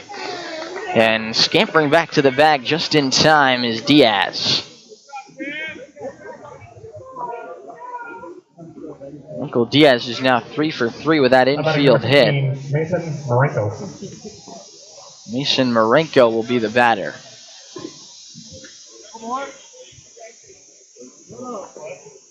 It's a tough error for Trey, because if he doesn't get to that ball, it's just a base hit, but trying to make a play. And gets charged with the 1 base error. Vesperman the batter now, and he hits one on the ground to Becker at short. Becker throws to third with a runner taking off. West applies the tag on a sliding Diaz. Nice play. Vesperman Marenko reaches on a fielder's choice. Vesperman was the previous batter. My apologies for that. Now batting number 13. Vesperman with a line out to Becker. And then Marenko hits into the fielder's choice 6-5. A really heads-up play by Becker after he saw Diaz with a base-running mistake going to third and took advantage. Maple now, and time is called. That's Trey Becker. So Jamer makes a tough error and then comes back to make the next two plays. And one of them a major heads-up play to take the runner off of scoring position. Now Marenko's at first. And the pitch to Sean Maple misses low. 1 ball and no strikes. Maple, tough luck his last time up not to get a base hit. He blooped one into left, but it was a fielder's choice. Vesperman was thrown out at third with the bases loaded by Hennings. The 1-0. That's low. 2 balls and no strikes on Sean Maple. 9-1 Bucs, top of the fourth. 2 outs and a runner at first. An overcast evening in Kenai. Runner goes 2-0, swing at a miss. 2-1, and Seaman won't make a throw. It was a very good jump for Marenko. He steals without a throw. And Deal right now, just focused down the batter. 2 balls, 1 strike the count on Sean Maple, the Australian. With an upright stance, square stance. Right-handed batter's box. 2-1. Gets under it, popped up on the infield. Bowling gives way to Sakina, the second baseman. Sakina lost his hat, but makes a 2-hand catch. Side retired. No runs, no hits. No runs, 1 hit, 1 error, 1 left. Middle of the fourth. It's the Bucs 9, the Oilers 1 on ESPN 1140, 96.9 FM at RadioKenai.com. Hello, this is Dr. Jurgensen. Grace, is the static still an issue when I come in, or is that thoroughly enjoy fixed providing itself? healthcare across the lifespan. I believe it is important to build a strong rapport with It's all right. Okay. It's tolerable. Okay, thanks. patients' chronic Trying to conditions as untangle well some as of the prevention of wires. disease is a true passion of mine. Please call 907-262-3119 to schedule today. Peninsula Community Health Services, supporting your health. Officers of Beeman's talking with Steve. If you want to get outside and enjoy those summer sports, you'll find all the gear you need right here at Beeman's. Matt, we have a lots of outdoor gear for you. We have footballs and baseballs and basketballs and tennis balls and soccer balls and volleyball, disc golf, croquet sets, horseshoes and badminton and even slip and slides. Upstairs, we also have bicycles, sales, repair, and rental. All sorts of goodies for you. Before you head outdoors, head to the doors of Beeman's on the Kenai Spur Highway in Soldotna.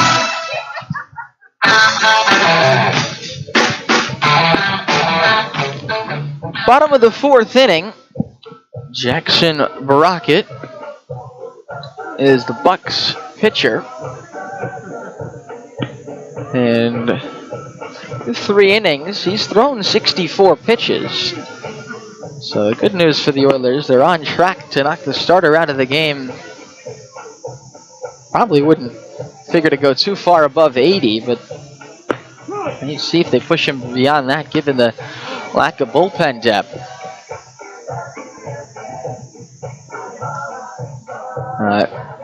It's 9-1 Bucs. They've got quite a cushion. So we ended the bottom of the fourth inning. The Oilers will have Dalton Bowling, Trey Becker, and Carson Seaman 2 up. Bottom third of the order, starting with Bowling, who walked his first time. Oilers have had scoring chances in this game. First inning, 2-out single. First 3 reached base, but Chase Catafais was thrown out at third on a double by Burnham. And the Oilers didn't cash in the rest of the innings. The pitch to Bowling's high. 1-0. That was in the second inning. Bases loaded, nobody out in the third, and only one run out of it on a Catafaya sac fly. 1-0 is down and in the dirt. 2 balls and no strikes on Bowling.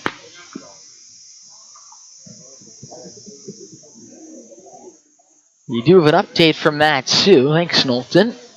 So Glacier Pilots leading the Miners 2-1. They're in the top of the 6th. First place at stake in that game. 2-0 is up high and a count 3 balls and no strikes.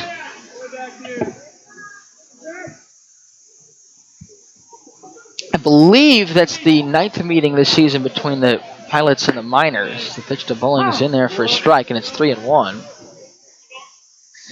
I think the Pilots have taken the first 5, or taken 5 of the first 8, I should say. So with a win, they'd clinch the season series, which is the tiebreaker. Ground ball to third from Bowling. Up with it is Marenko. Perfect throw. 1 out. That'll bring up Becker. Struck out his first time. Now batting number 10, Trey. Made an error, but then a couple of nice plays, including a nice heads-up play in the top of the 4th inning.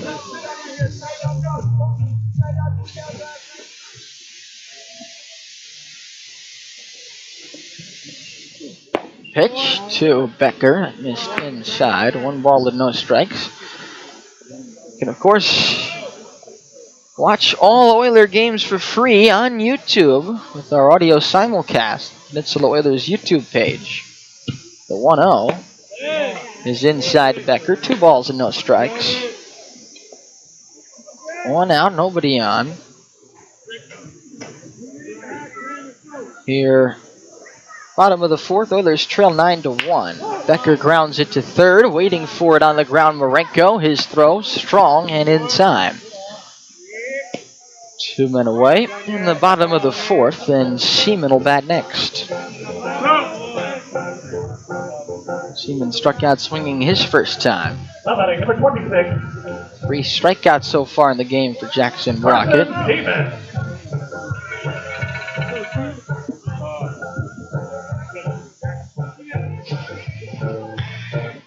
Seaman will be the batter.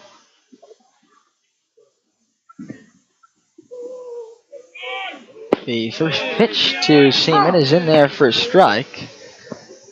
0-1.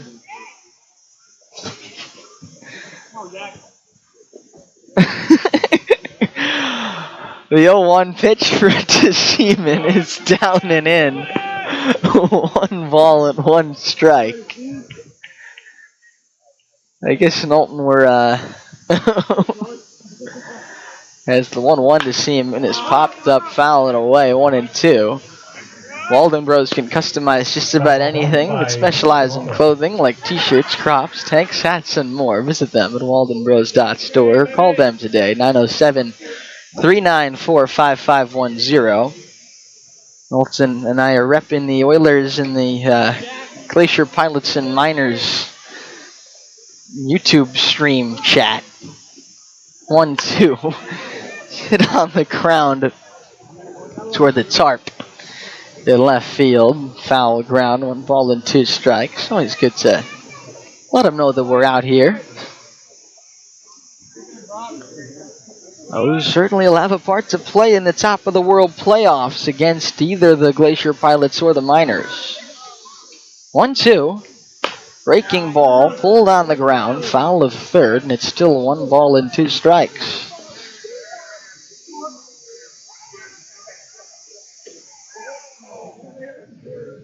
Looks like they're talking politics in that rest of the YouTube chat, so I don't know that Go Oilers is a lot less relevant than the other stuff that they're talking about in the chat. Somebody went to high school in Cincinnati. That's useful information. 1-2 is lifted as deep center field. Back goes Anglem, still going back. It'll bounce off the track and then onto the wall. Seaman pulls it at second. He put a charge into that one. Over the head of the center fielder. We have not said those words many times this Alaska League season. You don't hit it over the center fielder very often. But Seaman tanks one there for a 2-out double. After a good at bat. Simmons has been one of the best pitchers this season in the ABL. He can hit too with a double there.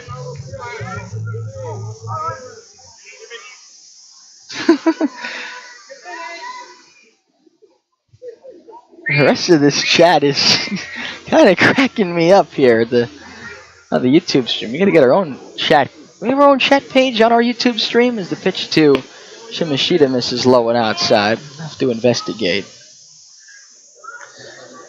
1 ball, no strikes. 9-1 Bucs in the bottom of the 4th. 2 outs and Seaman the runner at second for Shimashita. Reached out an error his last time.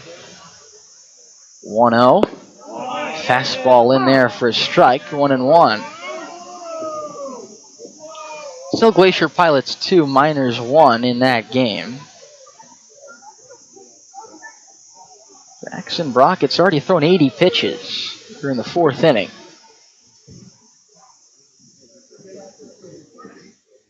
1-1 to Shimashita. Fastball fouled off to the left and out of play. 1 ball and 2 strikes.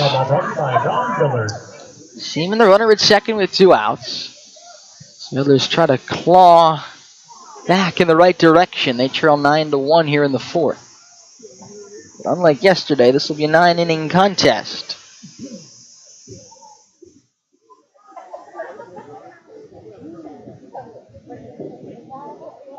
On 1-2, Shimashita takes strike 3 called. A breaking ball that just brushed the outside corner. Nasty pitch out of the hands of Jackson Brockett, his 4th strikeout.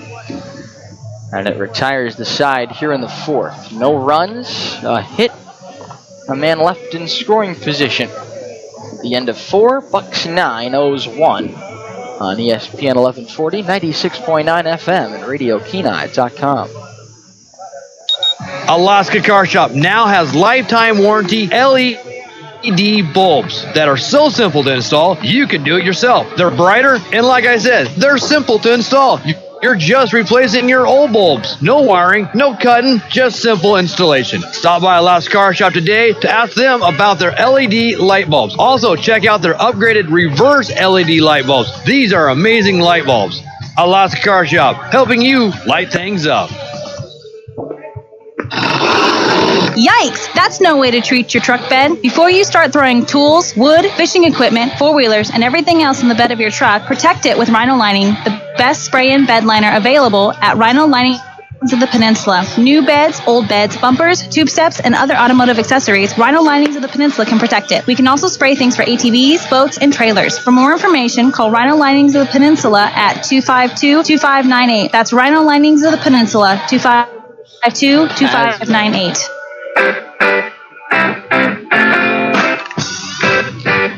Top of the 5th inning, Jackson Andeal's thrown an inning and a third scoreless so far. He's back on here for the 5th. Bucs with a 9-1 lead after 4 innings of play. This game started same time as the Glacier Pilots Miners game, but they're in the 6th. Already well into the 6th inning. We're just starting the top of the 5th. Bucs 9, Oilers 1. Jackson Andeal trying to keep it there. Eric Smith will be the batter. Smith, Graybeck, and then Champagne. Which is 8, 9, and 1 in the batting order for Anchorage. Smith 1 for 2, a 2-run double his last time up off the wall in left field, and that's inside and low, ball 1. From Andeal, left-hand pitcher. Youngest player on the Oilers. Incoming freshman at Long Beach State. 1-0. Swing and a miss. And it's 1 ball, 1 strike. Looked like a changeup maybe there out of the hand of Andeal. A little bit of run. Ball to strike the count. The 1-1. Nice breaking ball. Catches the inside corner. Andeal looks pretty good at the moment. It was 3 pitches. Fastball, curveball, changeup. He's throwing them all pretty well at the moment. Jackson went to same high school as Garrett Cole. 1-2 pitch, swung out at missed strike 3. There's also teammates there with current Oiler teammate Drake Fries. Strikes out Derek Smith to begin the 5th. Now batting number 4, Cody. That's Andy's first strikeout of this outing. And his 10th of the season. Cody Krabeck will be the batter.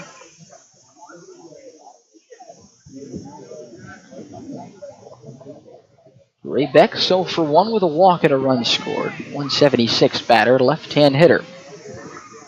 And the pitch is in there. Strike 1 called. 1 out, nobody on base. Top of the 5th. 9-1 Bucs. 1. Breaking ball just outside. 1 ball and 1 strike. Champagne to follow here in the visiting 5th. 1-1. Fastball on the inner third, a strike. 1-2. Our next broadcast on ESPN Radio will be tomorrow at 2 o'clock, a matinee on Sunday. 1-2. Fly ball left field. Hennings drifts over toward the line, reaches up, makes the one-hand catch for out number 2. And Deal's done a nice job now from 2 innings scoreless. He came in with 2 outs in the 3rd. The 9 runs already having come home. And Deal actually stranded an inherited runner in that 3rd inning as well.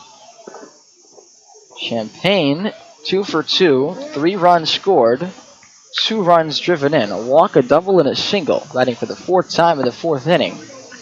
Looking to get on base for the 4th time. He takes a ball low, 1 ball, no strikes.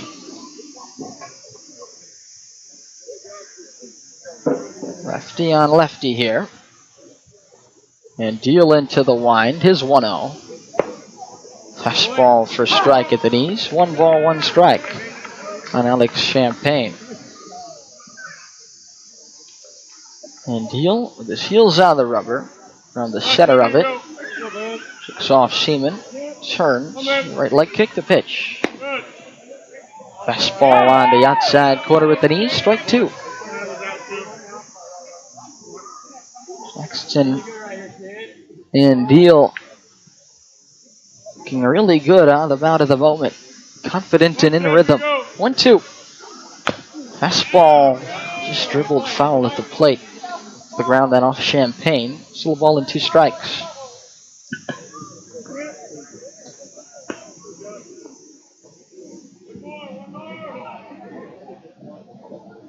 Alex Champagne stands at 5'8" from Arizona State.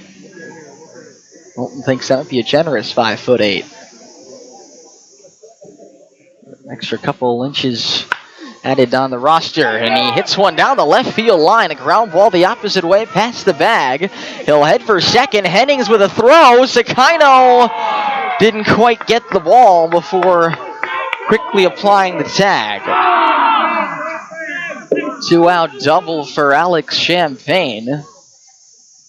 He's been on base 4 times now in the first 5 innings, I should say. I think I said 4th inning before, but it's the 5th. He's now 3 for 3 with a walk. Now batting number 11, Chad. It's a ground ball double over the third base bag there. Good throw from Hennings. Matsukino trying to apply a quick tag on Champagne. Just didn't quite receive the ball in his glove before swiping that tag, and the ball wound up on the ground. Probably would have been out, but it's a tough play. Chad Bourne's 3 for 3, takes outside of the low, 1 ball and no strikes. Bourne, a run scored, 2 driven in, RBI doubles in both the 2nd and 3rd innings. 9-1 Bucs, top of the 5th, 2 outs and a man at second base. The 1-0 from Andeal. Handed her 2 balls and no strikes. Bourne will be followed here by Garrett Anglem. Anglem, the only Buck that hasn't been on base in the game.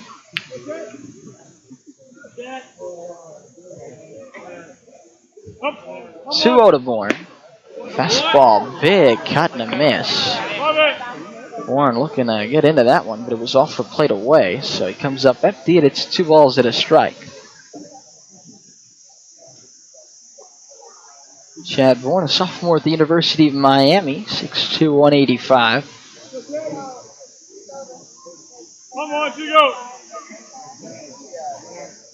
2-1 pitch. Tipped into the mid of Seaman. 2-2. Bucs come into this game at 16-15. The Oilers come in at 14-19. If the Oilers were to take the final 3 games of the series, they'd pull level in the standings with the Bucs and own the tiebreaker. But that would include coming back in this game. 2-2. Popped up into right field. Shimashita comes in a little bit, shuffles to his right, and makes the one-hand catch at his right shoulder. And that retires the side. Another scoreless inning for Jackson Andeal. No runs hit, no errors, 1 left. Halfway through, it's 9-1 Bucs on ESPN 1140, 96.9 FM, and RadioKenai.com. Steam on Wheels is excited to announce the opening of their Pine Street pit for commercial and residential use. If you need quality topsoil, sand, pit run, sewer rock, drainage rock, give Steam on Wheels a call at 262-3240. Need it hauled? Steam on Wheels can help. Get your project done today. Call Steam on Wheels at 262-3240. Screen topsoil, screen sand, pit run, gravel, sewer rock, and drainage rock available. Just call 262-3240. Steam on Wheels, open Monday through Saturday. Surgery Center of Kenai, your trusted outpatient surgery center. When choosing Surgery Center of Kenai, you and your family will experience firsthand our strong commitment to high-quality surgical care that has a focused attention on you and your experience, offering specialty service in ear, nose, and throat, orthopedics, pain management, hand, wrist, and upper extremities, gastroenterology, GYNs, spine, and urology. Surgery Center of Kenai, making a positive difference in our community, one patient at a time. Check us out on the web at kenaisurgery.com.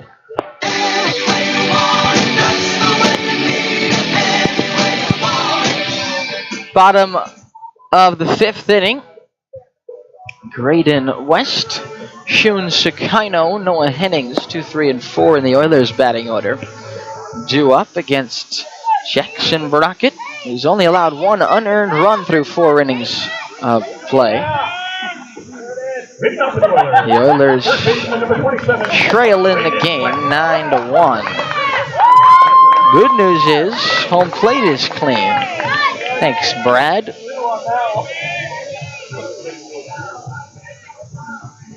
Brad Polk, home plate umpire. And the plate look nice and pearly white. Head of the bottom of the 5th, and Graydon West's at bat. Breaking ball, the inside corner is strike, 0-1. No balls, 1 strike on Graydon West. West 0 for 1 with a strikeout and a walk.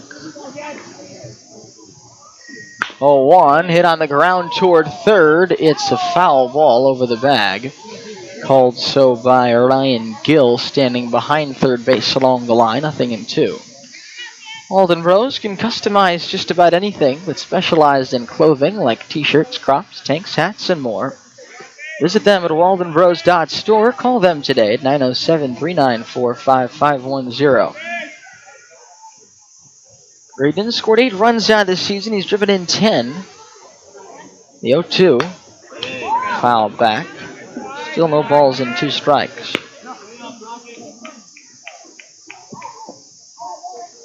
Jackson Brockett wears number 3 for the Bucs in black and yellow. The Oilers in white and red. 0-2 pitch. Breaking ball, swing at a miss, strike 3, fooled West with a nice pitch. And that will bring up Shun Sakino. Sakino is 2 for 2 with 2 singles. Now batting number 1. Continues to swing a really hot bat. This is a little bit more impressive because it's against left-handed pitcher.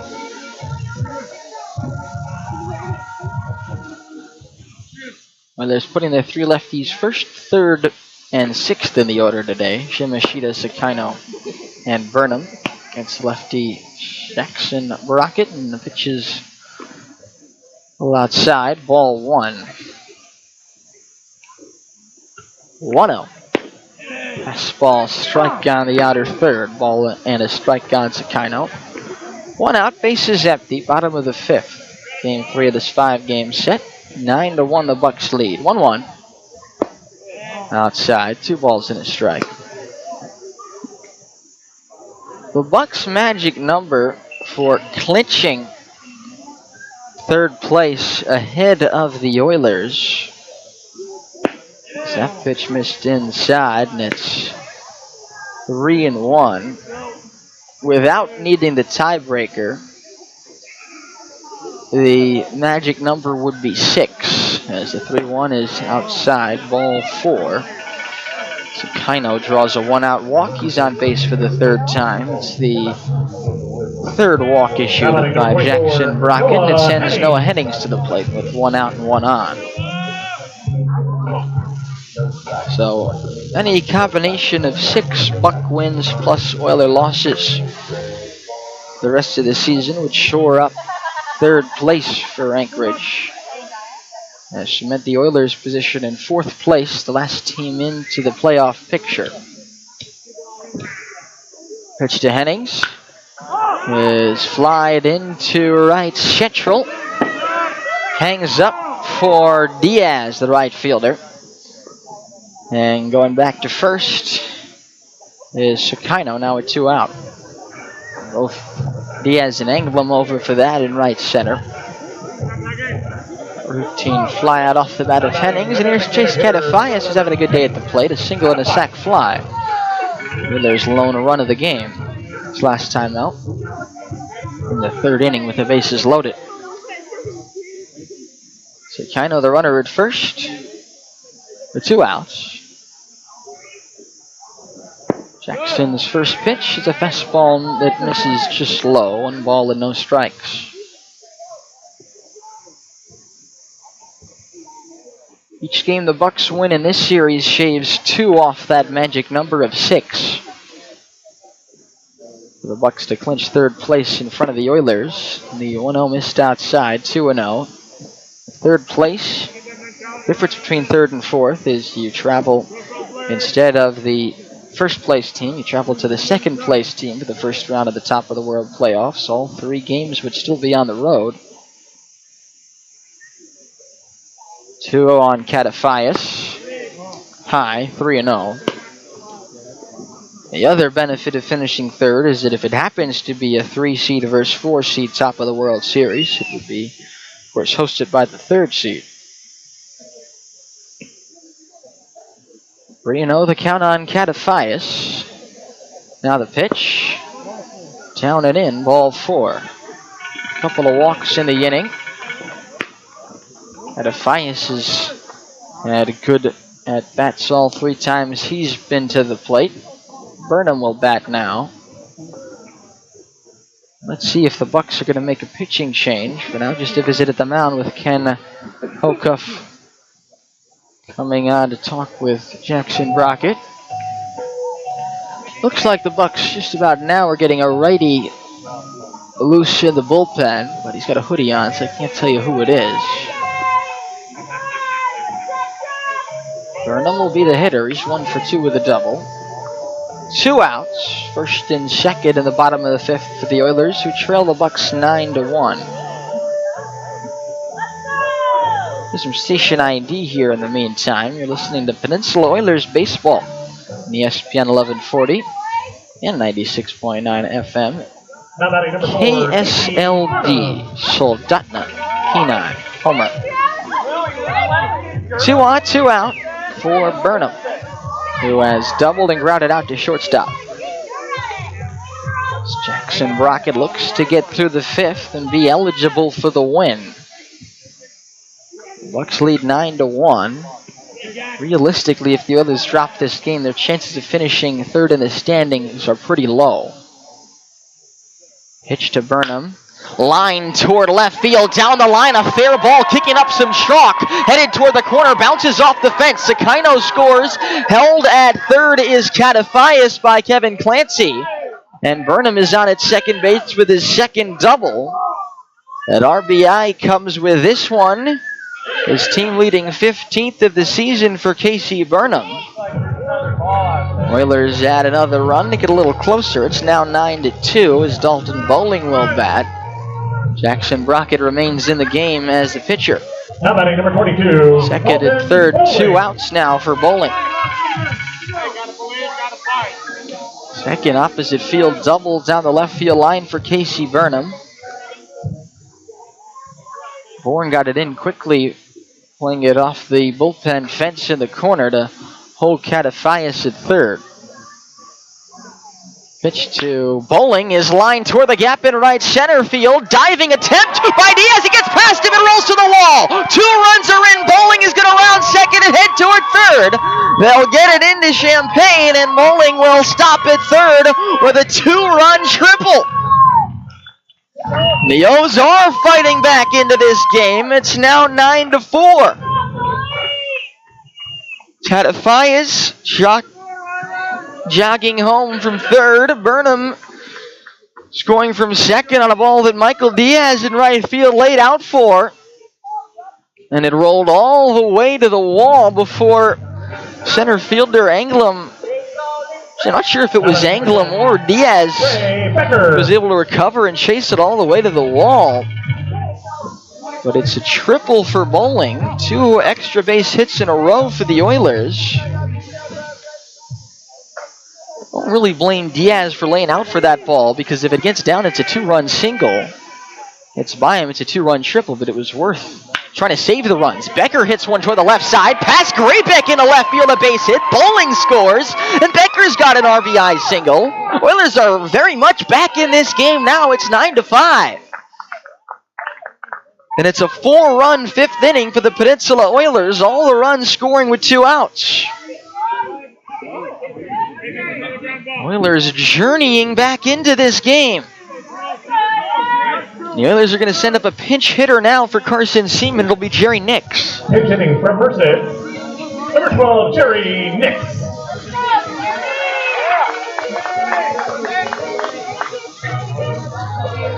And Nix will pinch hit here in the 5th inning. Assume he'll go in to catch. 2 outs. Becker now the runner at first base. With his RBI single, Becker's 8th RBI, and Nix bloops one into right field. That's a base hit. Becker waved around second. The throw from Diaz, who's got a rifle of an arm, is on time. Moreko slaps the tag down on Trey Becker. Another out on the bases for the Oilers. 3 in Game 2 yesterday, and a couple more at 3rd base today. The Oilers aren't able to cash in on the single by Jerry Nix, and that also means that Jackson Brockett is going to be eligible for the win, as he just about manages to get through the 5th. But the Oilers still score 4 times to get right back in the game. Do it on 4 hits. No errors. And 1 man left on base. The end of 5, the Oilers are back in it.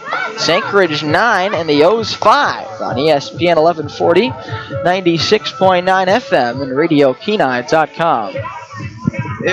He made me feel low. He just wouldn't listen.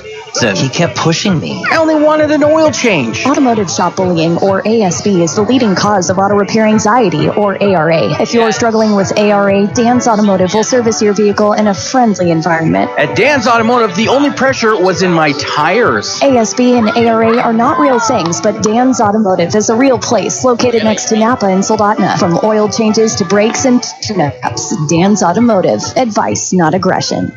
Alaska Waste, your hometown hauler on the peninsula, offering more choices so you can get the service you want and need. Need a trash container for just a little bit? Call Alaska Waste. They offer short-term programs as little as 1 week. Need a trash container for a longer time and want to save money? Ask about Alaska Waste annual programs. Alaska Waste offers residential and commercial services. If your trash service isn't with Alaska Waste and want to see how they can save you money, call now. Alaska Waste, 907-283-9390.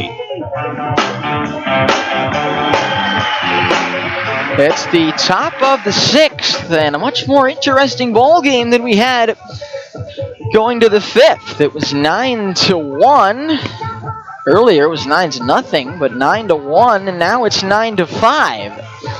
A 4-run bottom of the 5th, all after 2 men were out. Could have been even more, but the Oilers ran themselves into the 3rd out of the inning. Oilers fans, last call for Clip Pot tickets. Second time the Oilers have had a base runner thrown out in this game. Oilers are only being out hit now in the game 10-9. And the score is 9-5. Jackson Andeal has thrown 2 1/3 scoreless in relief of Connor Kershaw. And oh my goodness, is that the cleanest plate I've ever seen? Brad Polk getting rousing applause as he makes sure to touch every inch of home plate with his brush.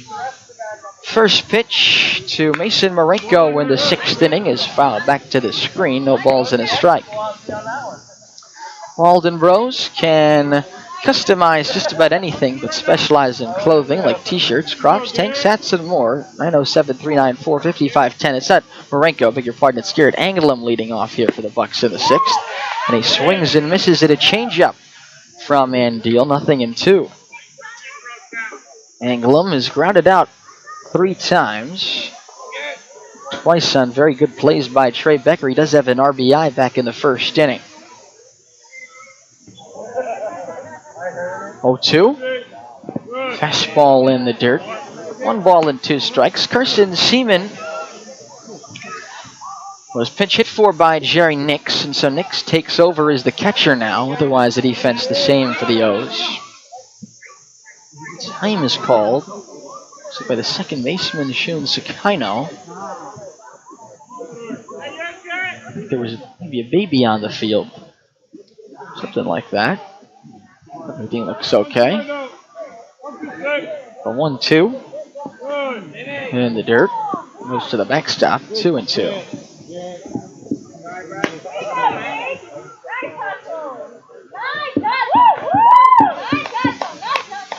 Two balls, 2 strikes. We begin the 6th. 9-5. Bucs lead the Oilers here in Kenai. On 2-2. Anglem swings and misses at a changeup. Strike 3. Out in front of the changeup, down and away. Andeal gets the strikeout. His second. Michael Diaz will be the batter. It's the strongest Jackson Andeal has looked down the mound this season. And he has let the Oilers offense come back more than halfway back in this game from a 9-0 deficit and kept it at 9 runs for the Bucs. Pitch to Nix in the dirt, 1 ball, no strikes. Oilers already made one almost impressive comeback, or I should say impressive almost comeback. 1-0. Fastball tied him up, swing and a miss at a pitch inside. 1-1. The Oilers came back from 8-0 down, make it 8-6. When they last visited Mulcahy Stadium about a week ago. A 1-1 in the dirt, and it's 2 balls and a strike.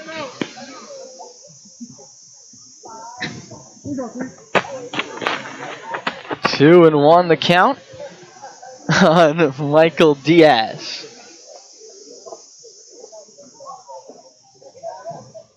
The 2-1 is hit on the ground toward third. Backhanded by West. A long throw is on time for the out. What a play by West, making it look easy. behind the bag, the backhanded third, and a perfect throw all the way across the diamond to nail Michael Diaz, who was almost 4 for 4 and has good speed up the line. Diaz retired for the first time, but only just. Dylan Festerman.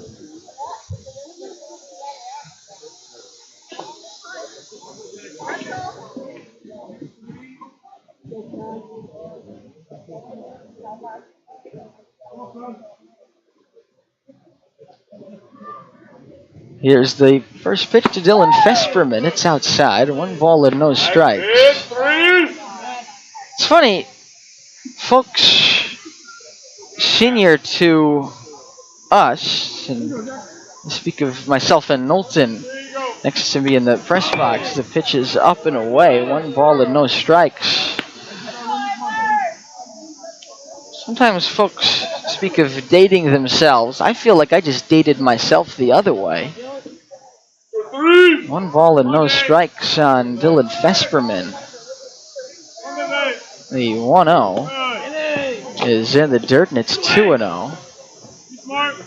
The gentleman came into the press box. I love when we get visitors in the press box, especially unannounced. But the gentleman told me it scores 9-5 like Dolly Parton, and I had no idea what he was talking about. The 2-0 is it was actually 3-0, and that's low ball 4 as Festerman draws a 2-out walk. Now batting number 16, Mason Marenko. So I feel young.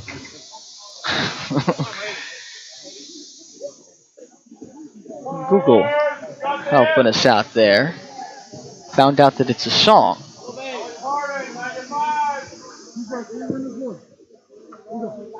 Released in 1980.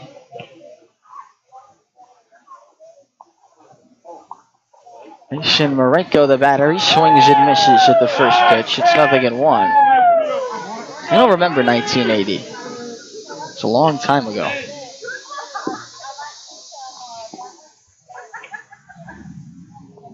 No balls at a strike on Marenko. Pitch from Andeal. Fouled off the end of the bat, back to the screen. 0-2. 2 outs, cement at first. 9-5 Bucs, but it was 9-0 after 2.5 innings. 9-5, a strike away from getting to the middle of the 6th. Marenko shoots it foul. Right field and out of play. Still no balls and 2 strikes.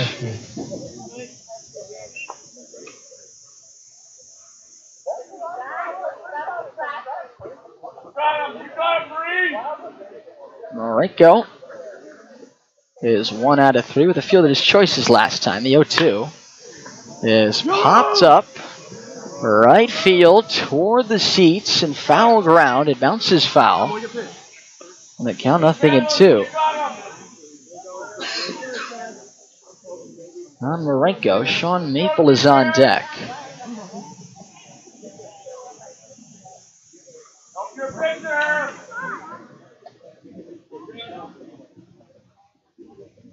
Marenko singled and scored in the 3rd. Got into a fielder's choices last time. 0-2 again. Breaking ball. Loops toward right field, down the line, foul.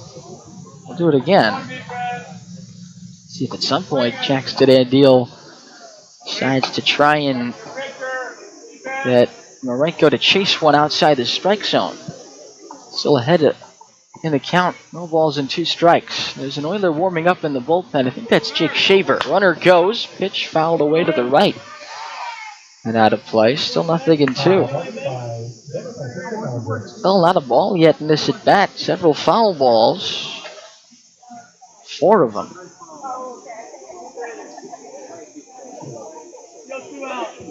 But it's still 0-2 on Marenko.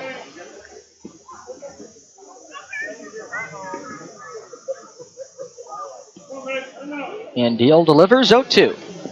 In the dirt. Gets away from Nix, who chases it toward the backstop. Up to second on the wild pitch goes Vesperman. Second wild pitch by Andeal this season. And the 26th by Oiler pitching. 1-2 the count now on Marenko, and the runner is now at second base. Andeal's already thrown 3 scoreless relief innings. Trying to get it to 3 1/3 and get through the 6th. On 1-2, Marenko takes a fastball high and outside. Nice job by Nix to go up and reach it. Now from 0-2 to 2-2. Already 8 pitches in this at bat. The next will be pitch number 9.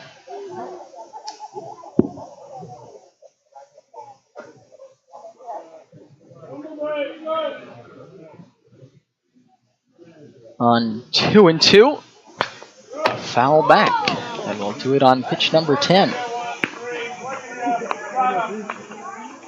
Good battle between left-hand pitcher Andeal and right-hand batter Mason Marenko. Marenko, the third baseman, 5'10", 190, righty from Gonzaga, from the state of Washington. 2-2 the count. And the pitch. Fastball hit on the ground towards second base. Sakino up with it. Fields and throws to first. In time, side retire. 3 1/3 scoreless by Jackson Andeal out of the bullpen. No runs, no hits, no errors, 1 left. 5 1/2 for the Bucs. The Bucs 9, the O's 5. On ESPN 1140, 96.9 FM and RadioKenai.com. It is summertime in Alaska. Alaska Mobile Storage can help you take back your garage, declutter your collectibles, and transform your life by calling Alaska Mobile Storage today. Rent a storage container by the week or the month. Need it longer? No problem. They will deliver it to your driveway to secure your belongings so you can clean, transform, and renovate your space. They will deliver the unit anywhere on the peninsula. Check them out on Facebook or at their website at alaskamobilestorage.com. Locally owned and operated, located on K Beach Road, 907-354-4444. Alaska Mobile Storage. The sun has arrived and your teeth are just waiting to shine. Great news for you, Ridgeway Family Dentistry is here to help. We are offering custom whitening trays through the month of June for 50% off. We are currently accepting new patients and we would love to see you. Come by for a free consultation to get those teeth whiter. From all of us at Ridgeway Family Dentistry, have a great sun-filled summer. Call today at 262-8404.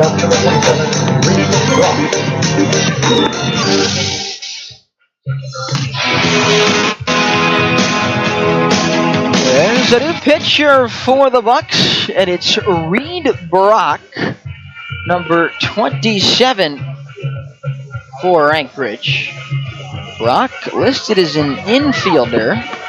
He's only thrown 2 innings this season as a pitcher. Total of 2 innings on the season, no runs allowed.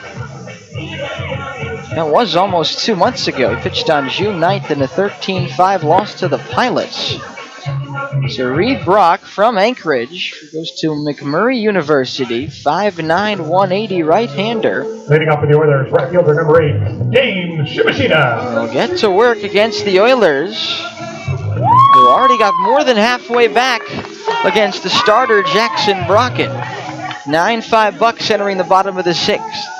Reed Brock, the infielder, on the mound for Anchorage. The call to the bullpen brought to you by Peninsula Pumping, your local homegrown septic pumping company. When you need to get your septic pumped, give your bullpen sponsor a call. Peninsula Pumping, 907-262-5969. I tell you what, the Oilers might be in for quite a comeback here.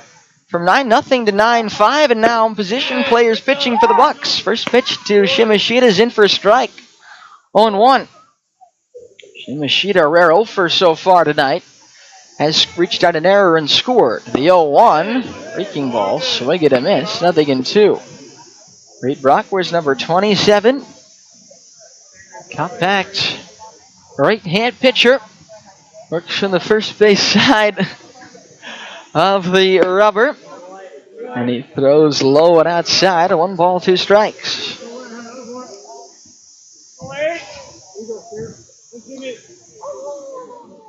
5'9", 180 as he works from the stretch from the first base side. 1-2.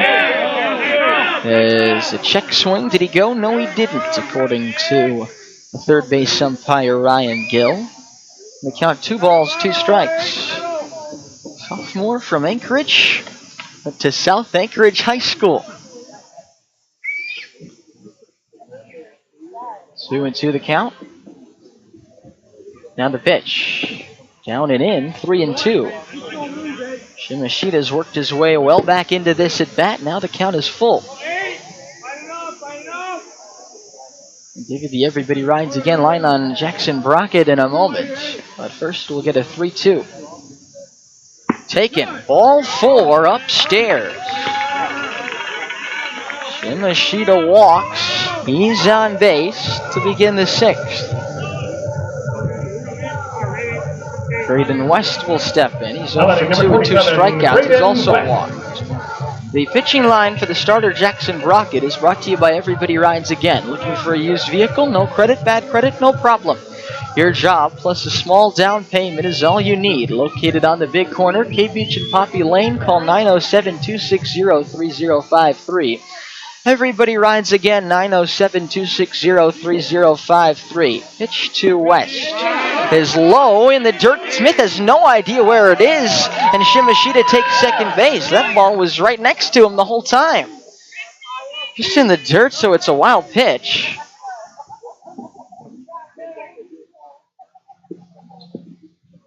Well, scored a stolen base.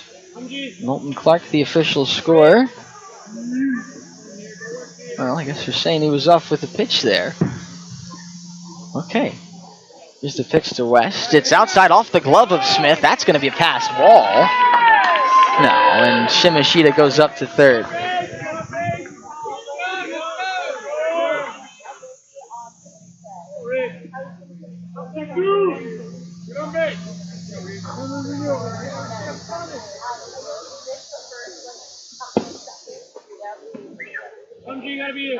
Two 2-0 the count on West. This one is down low. And it's 3 balls and no strikes. So I'll say wild pitch on the first one, pass ball on the second one. And Derek Smith. The count 3 balls and no strikes on Graydon West. Here's the pitch. Pass ball low. Ball 4. Oilers trailed in this game 9-0 at one stage. But they've got more than a fighting chance in it now. The run back in the 3rd, 4 runs back in the 5th. 1st and 3rd, nobody out here in the 6th. Shun Sakino will be the batter. Jackson Brockett went 5 innings, 9 hits allowed, 5 runs, 4 earned, 4 walks, 5 strikeouts. He leaves in line for the win, but it's a lot less certain than it used to be. As the pitch is a strike on the outside corner with the knees, 0-1. 9-0, the Bucs led. 2 in the 1st, 2 in the 2nd, 5 in the 3rd. Oilers 1 in the 3rd and then 4 in the 5th to get right back into this game, 9-5. The Bucs have an extremely thin bullpen. They've got a position player pitching in the 6th inning. The 0-1 is on the outside corner at the knees, 0-2. Reed Brock has walked the first 2 Oilers. Tying run already in the on-deck circle with no one out in the bottom of the 6th. Talked about that storyline coming into this game. The 0-2 is flied in the air to center field. Going over is Anglum. Drifting into right center, he makes the catch. 1 man away. And it'll be Noah Headings to bat. Sakino retired then for the first time. He was 2 for 2 with a walk. And Hennings will bat. Hennings 0 for 3. Getting a chance against a position player in a meaningful situation. This is not position player mop-up time. This is position player pitching because presumably the Bucs haven't got anybody else. Still got 4 more innings to pitch in this game, including this one, as the pitch is low and a throw down to second is bounced. West back there easily, 1-0 the count. One out, first and... Oh, that was a sac fly there by Sakino. I didn't even see Shimashita score from third. He did. Apologies for that. So it's actually not an offer. It's a sac fly for Shun Sakino. The pitch is a strike to Hennings, nothing in one. I was wondering where Shimashita was. Why was it on third? That didn't make sense. He scored on the fly out by Sakino, so it's a sacrifice fly and an RBI for Shun. 9-6 our score, 1 on, 1 out for Hennings. This one is golfed foul toward the first base side and out of play. So 1 ball and 2 strikes on Noah Hennings.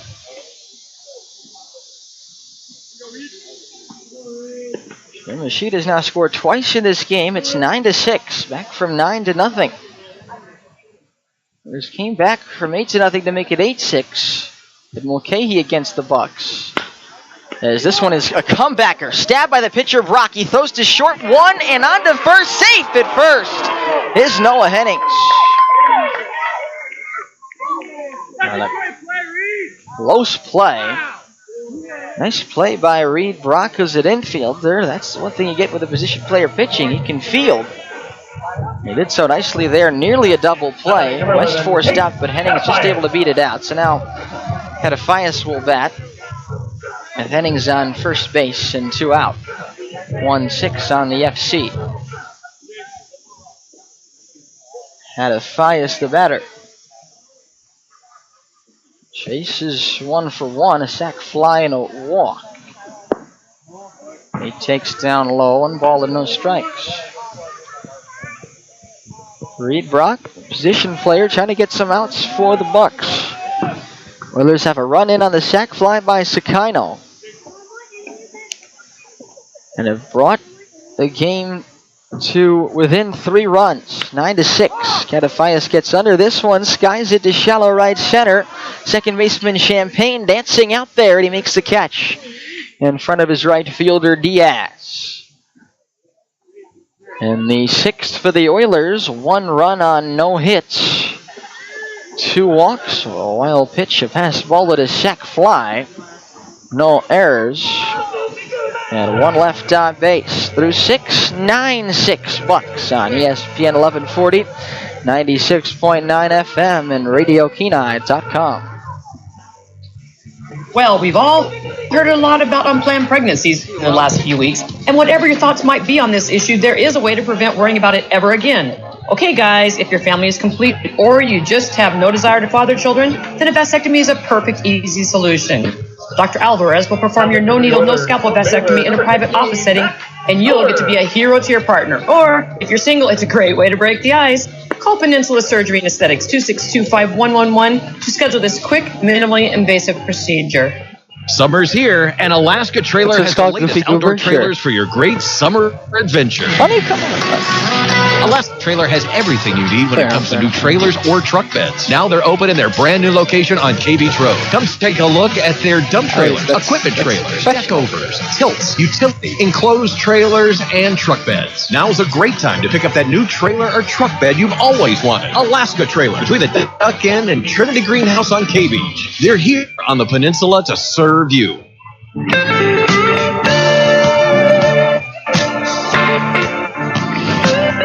It's the top of the 7th inning.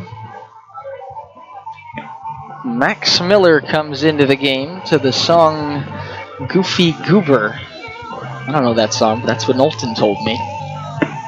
Oh, it's from SpongeBob, I see. I missed that phase. I was a Bugs Bunny guy back in the day. Call to the bullpen brought to you by Peninsula Pumping, your local homegrown septic pumping company. When you need to get your septic pumped, give your bullpen sponsor a call. Peninsula Pumping, 907-262-5969, 907-262-5969.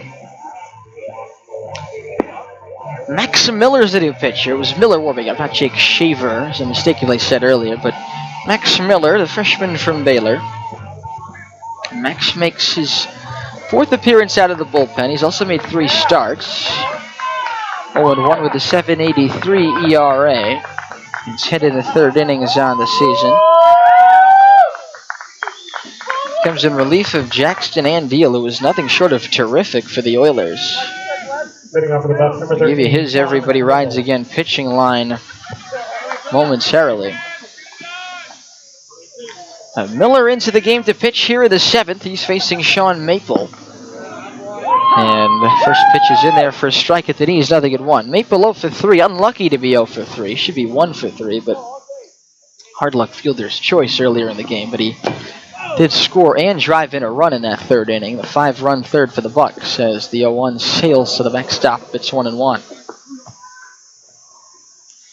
Maple, Smith, and Graybeck for the Bucs in their half of the 7th. 1-1. Fastball up and away. 2 balls and a strike. Max Miller's sliders, probably the nastiest pitch anyone on the Oilers throws. Challenge has been throwing the fastball for a strike. Miller throws hard as well. 2-1 missed high, 3-1. 9-6 Bucs as we enter the 7th. Bucs have 9 runs on 10 hits. The Oilers have 6 runs on 9 hits. Both teams have made 1 error.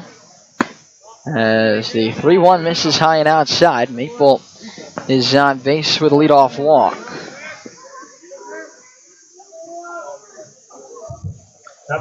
Golf walks, big issue for the Oilers. Derek Smith will bat now. He's 1 for 3 with a 2-run double and 2 strikeouts. Oilers have left 8 men on base through the first 6 innings of this game. The Bucs have left 6 men on base. Pitch to Smith. Fastball high. 1 ball and no strikes from Max Miller.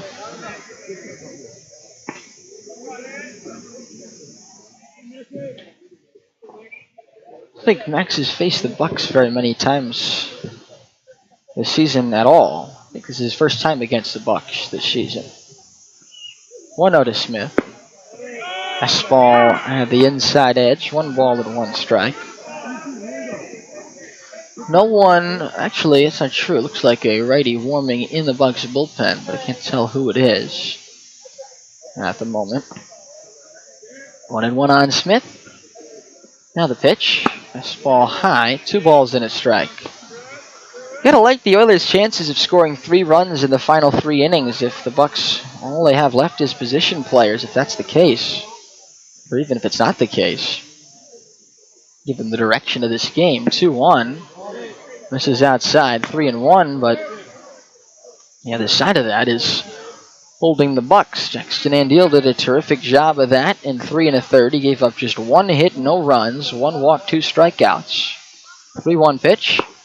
Fastball high, ball 4.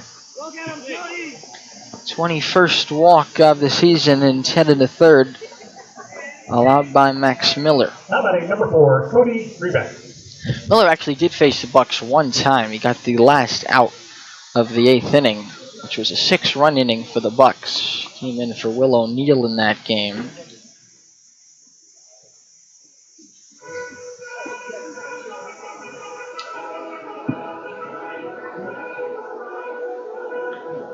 And that's right, Andeal did give up 2 hits. Thanks, Knowlton. So 3 1/3, 2 hits, but still an excellent outing from him. Jackson's pitching line brought to you by Everybody Rides Again. Looking for a used vehicle? No credit, bad credit, no problem. Your job plus a small down payment is all you need. Located on the big corner, K Beach and Poppy Lane. Call 907-260-3053. That's 907-260-3053.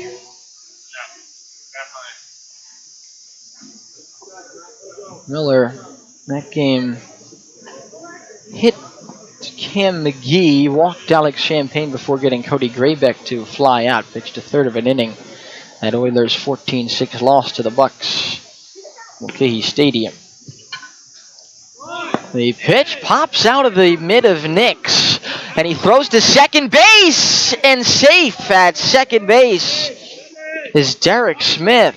Passed ball on Nix. But he almost turned it into an out. Good throw to second, but Smith just able to beat the tag. Maple goes up to third. So big scoring opportunity here after the 2 leadoff walks and a passed ball. Second and third No one out as the Oilers trail 9-6 in the 7th. Infield in, pitches up and in to Graybeck. And it's 2-0. Graybeck walked and scored in the 2nd, flied out in the 3rd, flied out in the 5th.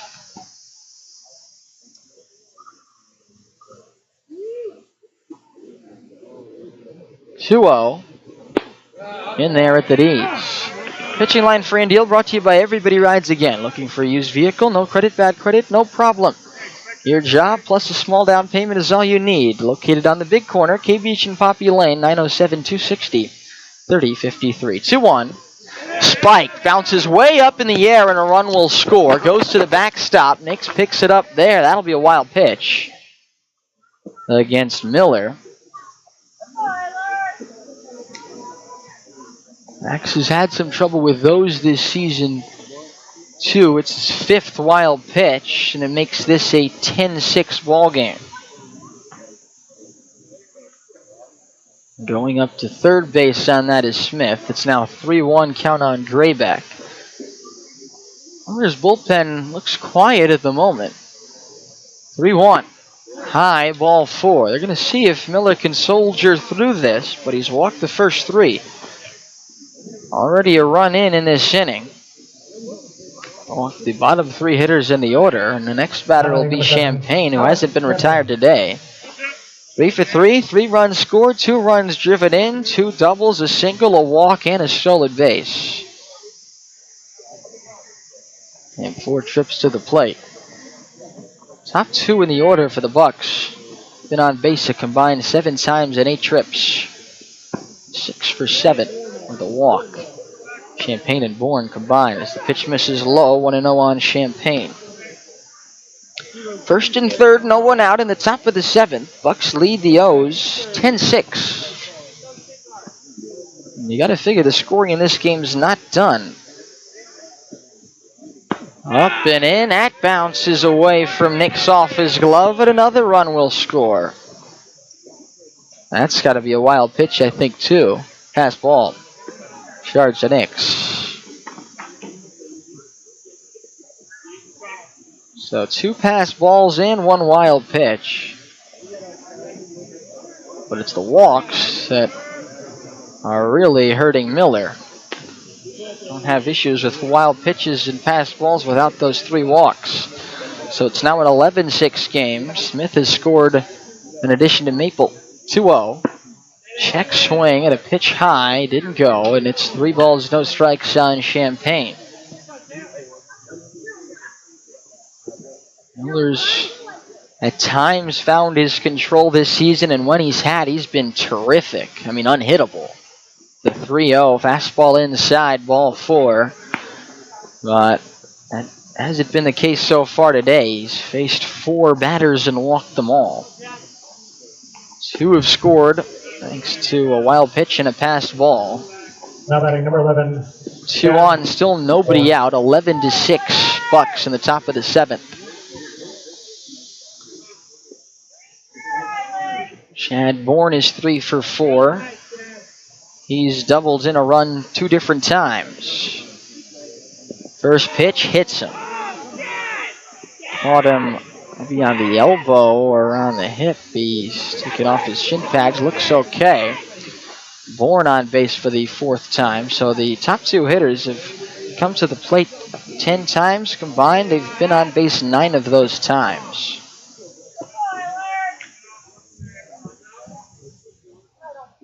Fourth hit by pitch for Miller this season. The bases are now loaded for Garrett Englum. Englum 0 for 4. 3 ground outs and a strikeout. Oilers have the infield in, trailing 11-6. The pitch just inside, missed for a ball, 1-0. Bases loaded, nobody out. Top of the 7th, Bucs 11, Oilers 6. The highest scoring game the Oilers have played this season.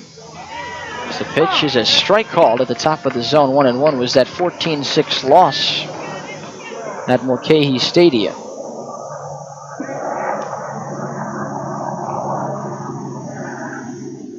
1-1. Inside, off the glove of Nix, it's another passed ball. And a run will score. The ball actually, I think, got stuck maybe in the fence. They called time. And see what happened to the ball. It's the third pass ball against Nix this inning. Remember, he didn't start this game. It's only his second inning behind the plate today. He started one of the games yesterday, came in the second one late after being a pinch runner. 3 passed balls in this inning, plus a wild pitch, and 3 runs are in. The 2-1 to Anglem. High, and it's 3-1. So now 12-6 to score, second and third, and it's 3-1 on Anglem. 4 walks and a hit by pitch in this inning. The 3-1, Oilers keeping the infield in. It's swung on, fouled away to the right, now to play. 3-2. Walden Rose can customize just about anything, but specialize in clothing like t-shirts, crops, tanks, hats, and more. Visit them at waldenrose.store. Call them today at 907-394-5510. 3-2. Swung on, lifted toward right field. Shimashita backing up on it, makes the catch. Both runners will tag. Throw comes into Trey Becker, who will just eat it up.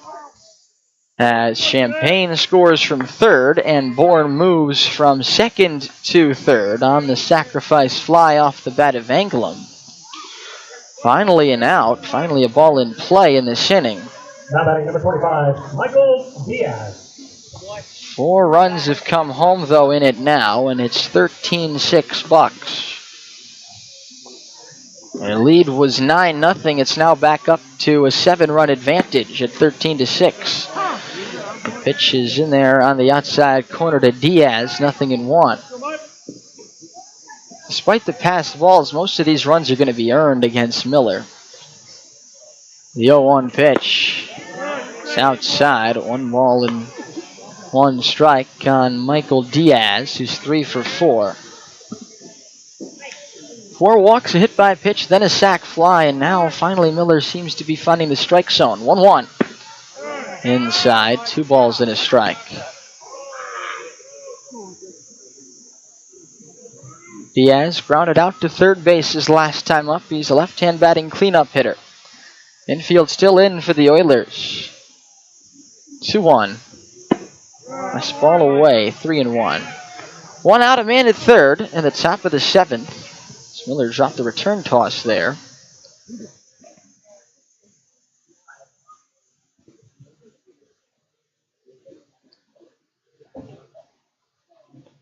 (3-1). Swing and a miss at a ball that gets out of the glove of Nix, and it's 3-2.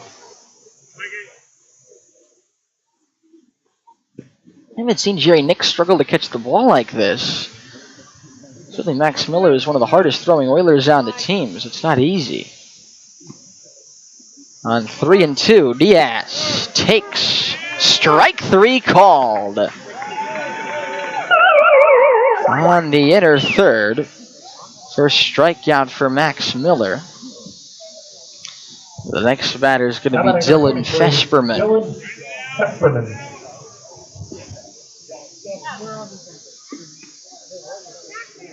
So if you subtract the pass balls, 5 walks and a sac fly, right now, 1 of the runs against Miller would be unearned, only the last one.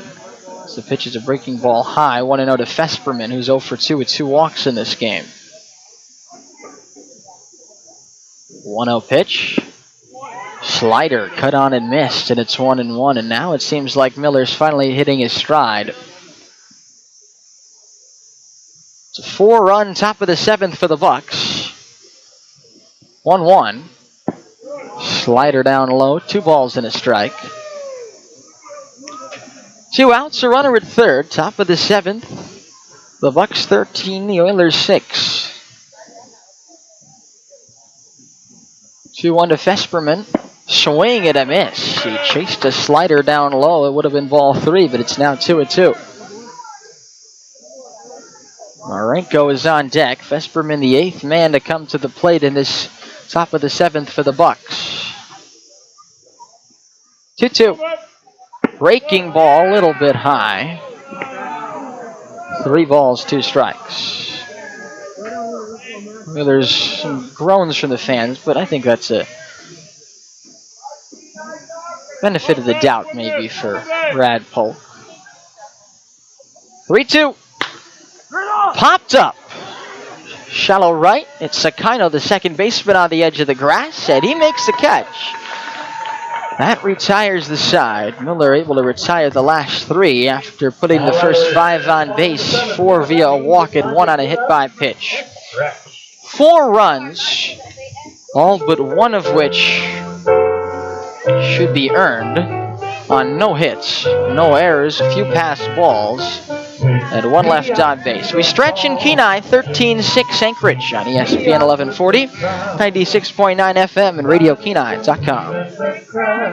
One of the questions I get asked most frequently by people is, I don't want to sue anybody. I don't want to go to court. I don't want to have a deposition taken. They don't want to have their business be made public. And I think a common misunderstanding is that if you have a case, a personal injury case or a car accident case, that you will end up in court. Most of those are settled without ever even needing to file a lawsuit. People just need someone to help negotiate with insurance adjusters who are trying to prevent them from getting a full recovery. Earhart, Elsner, and Cooley. What are the 2 most important things about a mortgage? Well, besides paying it every month, obviously the first thing is getting a mortgage. The second is service. Chris Hughes at Home State Mortgage in Soldotna knows those things can't be taken for granted. Chris will work hard to make that loan for you, and you'll receive service. You'll always have a direct line to your own personal service locally on the Kenai. It's always closing time with Chris Hughes, branch manager at Home State Mortgage in Soldotna, 260-5400. Home State Mortgage, NMLS 189191. Chris Hughes, NMLS 1179429. Take me out to the ball game. The 7th inning stretch is brought to you by C&M Muffler and Transmission. When your car is having problems, call on the pros at C&M Muffler and Transmission. Brake work, alignment issues, engine problems, electrical, and yes, muffler and transmission repair too. Call them today. C&M Muffler and Transmission, 907-262-6025. Casey Burnham leads off the home half of the 7th against Reed Brock, the infielder pitching for the Bucs. He throws outside, 1-0. This is not like the major leagues where position players' pitching has become somewhat of a scourge, as Burnham fouls one off to the left side over the bullpen. 1-1. Walden Bros can customize just about anything, but specialize in clothing like t-shirts, crops, tanks, hats, and more. Visit them at waldenbros.store, especially in a game like this, with a position player pitching in a still competitive game. Reed Brock, I'm sure, pitched in high school. The 1-1 is low, 2-1. It's not like he's just lobbing the ball in down the middle, grooving every pitch. He's throwing real pitches, but still, the quality of the pitches should be a lot lower than somebody who pitches in college, of course. See what the Oilers can do against Brock. 2-1. Hold on the ground, foul toward the first base dugout. 2-2. Casey Burnham's having a good day. 2 for 3, 2 doubles, 1 run scored, 1 RBI. Oilers got a run on a couple of walks. Wild pitch, a pass ball, and a sac fly in the 6th inning. 2-2. Pass ball away. 3-2 to Burnham. Oilers got 4 runs in the 5th, 1 in the 6th, but Anchorage got 4 back in the top of the 7th off Max Miller without benefit of a hit. The 3-2. Sheck swinging a pitch off the plate. It's ball 4. Burnham did well to hold up there. And couldn't tell if an appeal was made, but in either case, it's ball 4. 3rd walk issued by Brock. 7th walk issued by Buck pitching in this game. Oiler pitching has issued 8 themselves. Bowling will bat. Elton is 1 for 2. A 2-run triple his last time up in the 5th, and he's also walked. First pitch, low, ball 1. 13-6, bottom of the 7th. Bucs lead the Oilers, but the Oilers have Casey Burnham, a fast man at first with no one out. And Brock, a position player on the mound for the Bucs. 1-0 to Bowling. Down and away, 2 balls and no strikes. Oilers have run into 2 outs on the bases. Otherwise, they'd get even more chances against this beleaguered Bucs bullpen. But they've still got 9 outs to work with. 2-0. Is flied in the air to shallow right center field. Coming in is Diaz. He makes the catch from right after losing his hat. And Burnham retreats to first. So Bowling flies out. The next batter will be Trey Becker. He's 1 for 3. The single to left his last time up for an RBI. And part of that 4-run fifth for the O's. A run in the third, 4 in the fifth, 1 in the sixth for the Oilers. A total of 6. 2 in the first, 2 in the second, 5 in the third, 4 in the seventh for the Bucs. A total of 13. 1 on, 1 out for Becker, and he swings at the first pitch. Skies it to right field. Diaz backing up, reaches over his head and makes the catch. Didn't make that one look particularly easy, but a couple of F9s after the leadoff walk. 2 outs now for Jerry Nix, who's 1 for 1 with a single.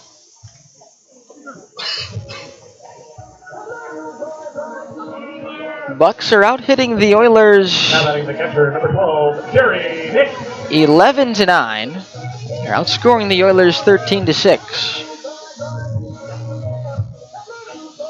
Nix pinch hit in the fifth for Carson Seaman. And he singled, but he had 3 pass balls in that long top of the 7th. Pitch. There's a strike on the outside corner, 0-1. Still, those 3 pass balls only accounting for 1 of those 4 runs. The other 3 earned, charged against Miller. Those 4 walks and a hit by pitch. 0-1. Popped up, foul territory, right side. Fesperman over for a look, but nothing more. Count is no balls and 2 strikes.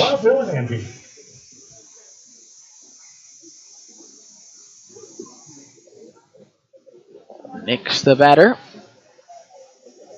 0-2 count. Burnham the runner at first with 2 outs.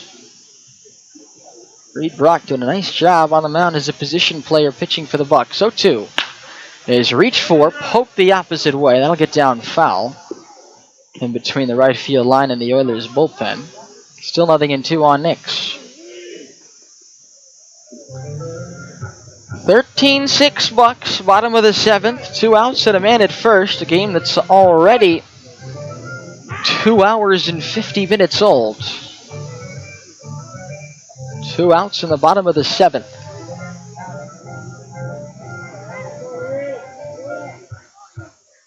First 2 games of this series were low scoring yesterday. This one, taxed bullpens, just about the opposite. 0-2 to Nix. Swung on, line towards center. Backing up is Anglem. That ball is caught by Anglem over the shoulder. Right on the edge of the warning track in center field. Nix gave it a ride, but a great catch by Garrett Anglem to rob him of what would have been extra bases and a run batted in. Reed Brock has done a nice job so far in relief. He pitched a scoreless 7th. No runs, no hits, and a 1-man left on base at the end of 7. The Bucs lead the O's 13-6 on ESPN 1140, 96.9 FM, and RadioKenai.com. Hello, I'm Marty Hansen, owner and manager of Eyewear Express. Nice brand new glasses from Eyewear Express. Everything is crystal clear. You have them a month, and the lenses like you snagged the Kenai, all scratched up. Well, at Eyewear Express, you can get those lenses replaced for free if you get them with the Scratch Guard code.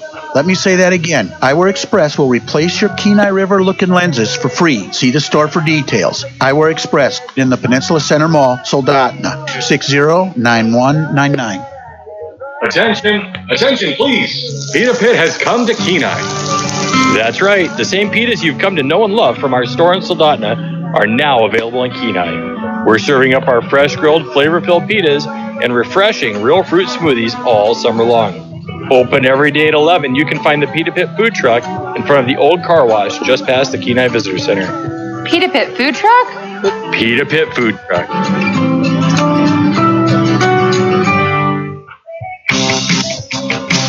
Top of the 8th, then we have a Peninsula pumping call to the bullpen. Your local homegrown septic pumping company. When you need to get your septic pumped, give your bullpen sponsor a call. That's Peninsula Pumping at 907-262-5969. The new pitcher for the O's is Jake Shaver. And Shaver has done a good job this season on the mound. He's a two-way player from the University of Arizona. 7 appearances, 7 1/3, 4 hits, no runs allowed, no walks and 4 strikeouts. Surprised we haven't seen more of Jake Shaver out of the bullpen, given how effective he's been. 7 appearances on the season. No record. Pitching here in a 13-6 game, which the Bucs lead. Max Miller's Everybody Rides Again pitching line. Everybody Rides Again. Looking for a used vehicle? No credit, bad credit? No problem. Your job plus a small down payment is all you need. Located on the big corner, K Beach and Poppy Lane. Call 907-260-3053. That's 907-260-3053. Miller goes at inning, gives up no hits but 4 runs, 3 earned, 4 walks, 1 strikeout, also a hit by pitch and a wild pitch. So we get a missed strike 1 by Mason Marenko with the first pitch from Jake Shaver. Marenko is 1 for 4 with a run scored and a run driven in, a second inning single. The 0-1 pitch misses inside and a count 1 ball, 1 strike. 13-6 Bucs. They led 9-0. It was then 9-6 after 6, but it's now 13-6 Bucs going into the top of the 8th. The slider misses outside from Shaver. 2 balls and a strike.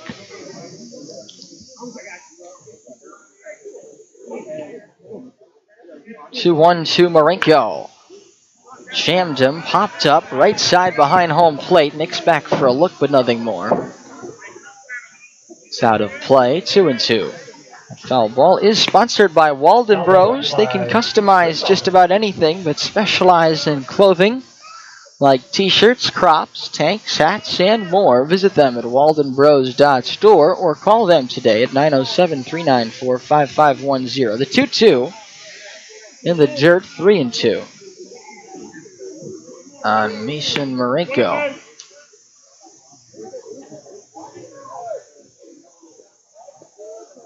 Shaver, who has not allowed a walk this season.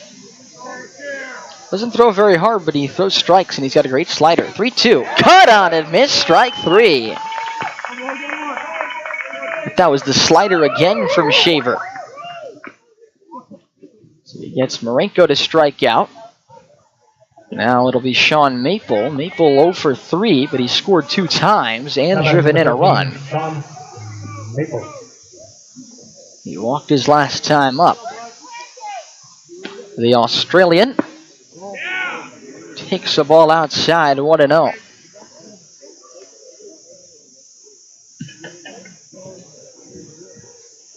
The 1-0 is foul back, and it's 1-1. I actually had a chance to chat with Sean the other day.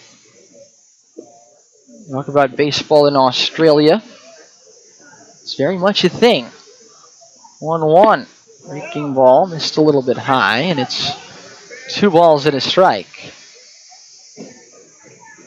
Liam Hendricks, the White Sox closer. The more notable MLBers from Australia today. The pitch is in there, strike 2. Ball from Adelaide goes to Mid-American Nazarene in NAIA. And he takes strike 3 called here at the knees.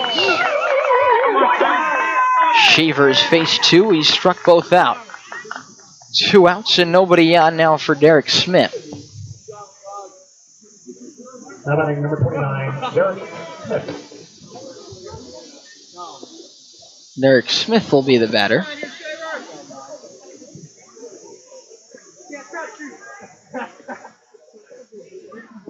And Smith is 1 for 3 with 2 runs scored, 2 driven in, 2 strikeouts. He swings and misses at the first pitch slider. And the count 0-1. Peter Moylan, Grant Balfour. Just looking at the names and what Google comes up with. Players that I've heard of from Australia. The pitch is there. It's 0-2. Definitely some names that are familiar. Good number of major leaguers. Pitch is outside there, and it's 1 ball and 2 strikes. Australia, I don't know if they're going to play in the World Baseball Classic next year.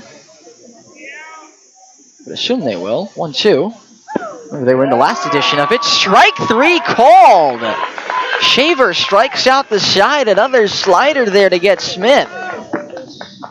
Jake Shaver strikes out the side in a row. Nicely done. We go to the bottom of the 8th. It's the Bucs 13, the Oilers 6 on ESPN 1140, 96.9 FM, KSLD, Soldotna, Kenai Homer, and RadioKenai.com. Now that masks are starting to come off, is your smile ready for its reveal? At Gentle Dental, we want to give you the beautiful, healthy smile you deserve. Gentle Dental is partnering with Invisalign to comfortably and conveniently straighten your teeth and brighten your smile. Straight teeth are healthy teeth, and healthy is beautiful. Call Gentle Dental today at 262-8834. It's a summer sale going on at Safe and Sound in Soldotna. Get your boats, RVs, side-by-sides, and motorcycles in and set up with the best audio setups available. And all in-stock marine speakers are on sale now. Also get 25% off all lighting in stock. Safe and Sound is a factory direct dealer for Alpine, Focal, Hertz, JL Audio, JVC, Kenwood, Nakamichi, Pioneer, and Rockford Fosgate. You'll always get the lowest prices on the peninsula for Rockford Fosgate. It's a summer sale going on right now at Safe and Sound, located across from Beeman's in Soldotna.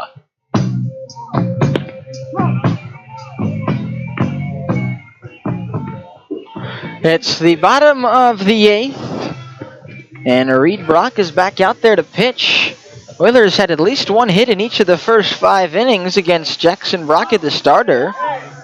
Sent 9 men to the plate. They've drawn 3 walks, but no hits. And only 1 run in 2 innings against the position player, Reed Brock. Top of the order here in the bottom of the 8th, 13-6 Bucs lead. Out-of-town update, Pilots lead the Miners 5-2 now, going to the bottom of the 9th, in the bottom of the 9th at Matsu. So the Pilots look good to take more of a hold on first place if they can hold that lead in the 9th. Pitch to Shimashita, misses outside, 1 ball and no strikes. Shimashita walked and scored against Brock his last time up, but he takes outside here, 2 balls and no strikes. If you're going to come back from 7 runs down in the final 2 innings, this would be a game that might be a possibility. 2-0. Strike on the outside corner, and it's 2-1. And the Oilers are going to have to hit more line drives against the position player pitching, Reed Brock. He's done a really nice job. 2-1 is popped up. Shallow center. Coming in is Anglem. He makes the catch. Out number 1. F8 off the bat of Shimashita. Now batting number 27, Braden West. Braden West will bat next. He's 0 for 2 with 2 strikeouts, 2 walks. 4 straight flyouts now by Reed Brock. And he hits West with the first pitch in the back of the calf. Looks like West is fine. He goes to first. Oilers have a 1-out base runner in the 8th. So they trail 13-6. Now batting number 1, Shun Sakino.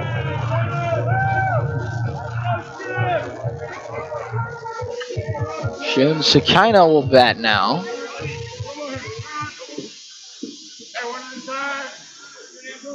Happened upon talking about the World Baseball Classic in the top of the inning, but I'm kind of excited. I realized World Baseball Classic's fun, and it's back in 2023. As the pitch is outside to Sakino, 1 ball and no strikes. USA won the last World Baseball Classic in 2017. It's back in 2023, the next edition. And the pitch is a strike. It's 1-1. One of the cool things about the World Baseball Classic is that it's actually doesn't all take place in one country. Taichung, Tokyo, Phoenix, and Miami are the 4 host cities in 2023 for the WBC. Pitch outside, and it's 2-1. 20 teams. It'll start on March 8th in Taiwan. And the pitch to Sakino is popped up, right? Center field, and Champagne backs up on it. He makes the catch for the out. Australia will be in the World Baseball Classic. They're in Pool B along with China, Korea, and Japan, and a qualifier too. Well, the story of this game is turning into the Oilers' inability to hit line drives off a position player. Pitch to Hennings. Low and inside. 1 ball and no strikes. Oilers still don't have a hit in 2 2/3 off Reed Brock. 2 pop-outs. 5 fly-outs, including a sac fly. And this one's on the ground toward third, but foul, 1-1. Walden Bros can customize just about anything, but specialize in clothing like t-shirts, crops, tanks, hats, and more. WaldenBros.store, 907-394-5510. Hennings made the only non-fly-out out against Brock, a comebacker fielder's choice in the 6th. 2 outs, West at first.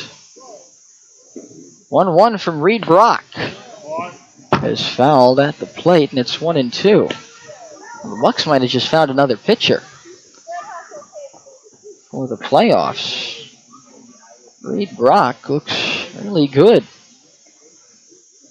Shutting down the Oilers just about. On 1-2, Hennings takes slow one outside. Breaking ball, and now it's 2-2. 13-6 Bucs, bottom of the 8th. 2 outs and a man at first. Brock set at the belt. Pitch. Swung on, line towards center. Anglem backs up. He won't get there. It'll hop toward the wall. West will be sent around third. The relay throw home from Graybeck is going to be late. Hennings has an RBI double. The Oilers finally with a hit against Reed Brock. Ball was crushed by Hennings to straightaway center. First hit of the game for Noah, makes it 13-7 and extends this bottom of the 8th inning. Now batting for the Oilers, number 11, Jake. Oilers have now scored 2 runs in 2 2/3 off the position player Reed Brock. West scores for the first time. Catafias will bat now. Chase has singled, hit a sac fly, walked and scored and popped out. All told 1 for 2. He popped out his last time up against Brock. And he takes ball 1 low here. AC Burnham on deck. Well, there's got a run back now in the bottom of the 8th to make it 13-7. They're getting out hit 11-10 now for the game. 1-0. Missed inside. It's 2-0. Burnham on deck. 2 outs, a man at second. Bottom of the 8th. Bucs 13-07. 2-0 to Catafias. Down low. 3 balls and no strikes. First base is open, but 6-run game. Nothing better offensively. Well, I guess something better, but still a walk is a pretty good outcome.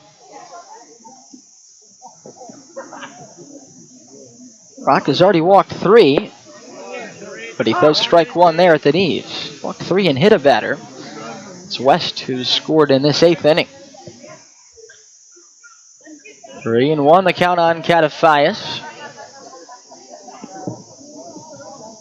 Now the pitch. Taken. Strike called on the outside corner, and it's 3-2. So the count full now from Reed Brock to Chase Catafias. Hennings the runner at second. Here's the pitch. Swung on, golfed in the air. Foul territory, first base side. Fesperman over, but he won't get there. Bounces off the warning track next to the Oilers bullpen. Esperman reached out in vain for it. Just an impossible angle really there. He would have been running basically the same direction as the ball traveling. So still 3-2. On Chase Catafias. Pitch. Down and in. Ball 4. Catafias draws a walk. 4 of those issued by Reed Brock. Starter Jackson Rocket also issued 4 walks. Casey Burnham is 2 for 3 with 2 doubles and a walk, and he'll bat now. 2 on, 2 out, 13-7 Bucs, bottom of the 8th. Well, there's 4 outs to work with. First pitch on the inside corner at the knees, no balls and a strike. Dalton Bowling is due up on deck. Bucs are out to a 9-0 lead after they batted for the 3rd time. 0-1 outside, and it's 1-1. Now 13-7. Bucs got 4 huge runs in the 4th inning without a hit. Put some more distance on the scoreboard after the Oilers closed it to within 9-6. 1-1 is hit hard but right at the first baseman. Fesperman up the first base line. He steps on the bag, and that retires the side. So again, Reed Brock does a nice job. Oilers get a run. Finally a hit, and the Hennings double off the position player Brock.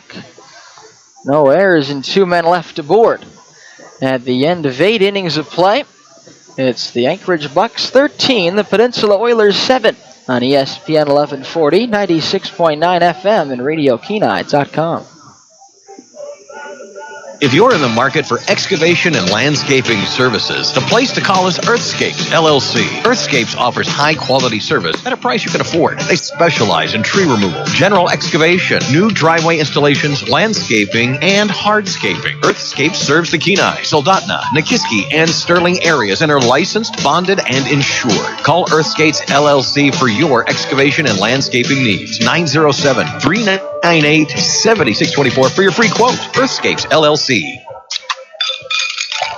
Are you looking for great cocktail ideas for all your summer fun? Well, then get yourself into Discount Liquor and try their new selection of ready-to-drink cocktails and their selection of fine whiskey and bourbons. Plus, their great variety of beer, wine, and spirits. Discount Liquor also offers discounts on special event orders and case buys. Just ask, and they'll work with you. Discount Liquor, your #1 spot to go to this summer for all your adult beverages. Located on Irons Avenue next to Lucky Raven and True Blue Coffee Shop.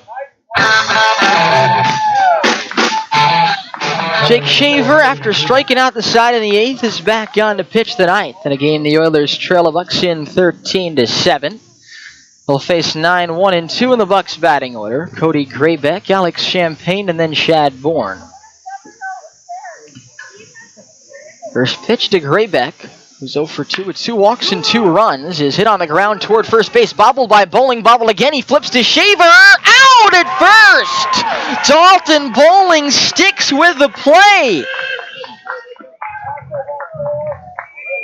Had to go a little bit to his right to get that. It went in and out of his glove, and then he reached for it and missed it the first time, but stayed with it and grabbed it. Number 7, Alex Champagne. Threw a bullet to Shaver, covering the bag. Still able to get the out. Bowling is a very good defensive first baseman. Not his cleanest play there, but he's able to make the play. The pitch to Champagne is a strike, 0-1. There's one last chance to retire Alex Champagne today. He's 3 for 3 with 2 walks. Scored 4 times. Pitch grounded foul first, and it's 0-2 on Alex Champagne. Walden Bros can customize just about anything, but specialize in clothing like t-shirts, crops, tanks, hats, and more. Visit them at waldenbros.store. The 0-2 inside. And a count of 1 ball, 2 strikes on Champaign. Looking ahead to the bottom of the ninth, the Oilers will have 7, 8, 9 due up. Dalton Bowling, Trey Becker, and Jerry Nix. The 1-2 fouled at the plate. Still a ball and 2 strikes. Looks like the Bucs do have a relief pitcher warming up in the bullpen. A righty. Bucs 13, Oilers 7. 1 out, nobody on in the top of the ninth. Here's the 1-2. Breaking ball sent away to the left. And out of play over the beer garden. Still a ball and 2 strikes. Again, game 4 of this series will be tomorrow at 2 o'clock. Sunday matinee. The second to last game at Coral Seymour this summer. 1-2. Is jammed, popped up, right field. Shimashita covered in very shallow, and he makes the catch. 2 men away, so Champaign finally retired on his 6th trip to the plate. It's another guy the Oilers have had trouble retiring today. Chad Bourne is 3 for 4. Single in the first, double in the second, double in the third, fly out in the 5th, and hit by pitch in the 7th.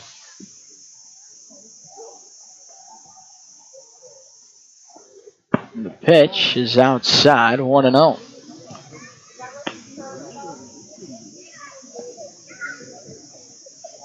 "13 runs on 11 hits for the Bucs. 7 runs on 10 hits for the O's." This one's popped up. Behind home plate, Jerry Nix looks, but it bounces off the bleachers. 1-1. When this game is over, make sure you stay tuned for the Peninsula Community Health Services post-game show. Peninsula Community Health Services, supporting your health, offering medical, dental, and behavior health services. Online at pchsak.org or call 907-262-3119. That's 907-262-3119. The 1-1. Slider in the dirt. And the count is 2 balls and a strike.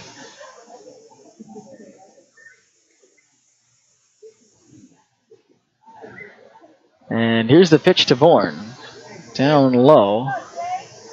And it's 3 balls, 1 strike.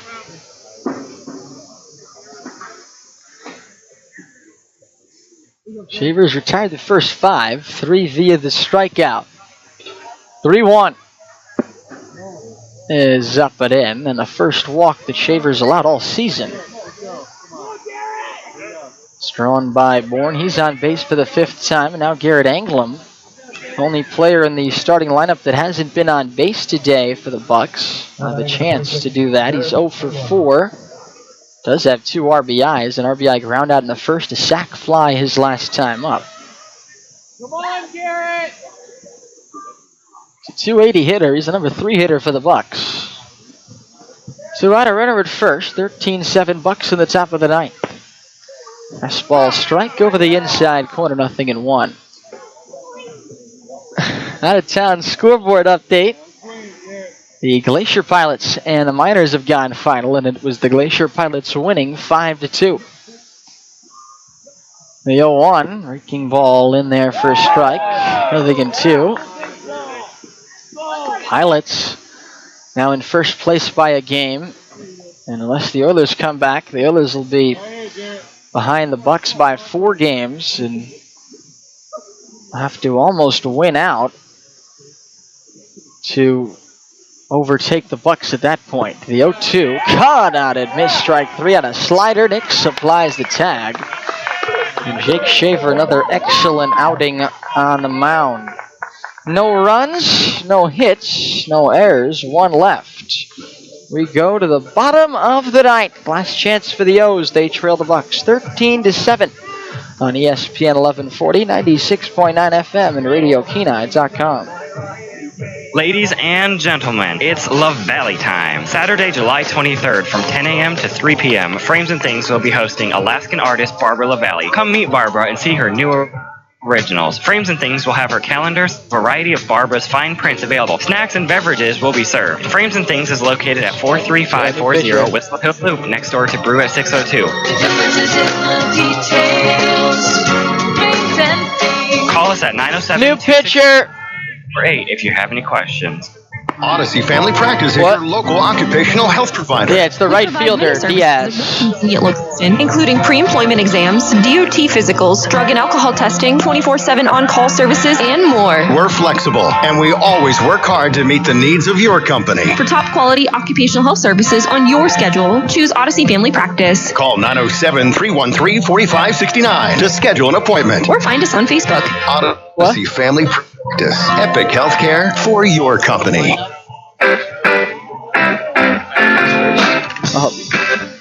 Bottom of the ninth, and there's a pitching change for the Bucs.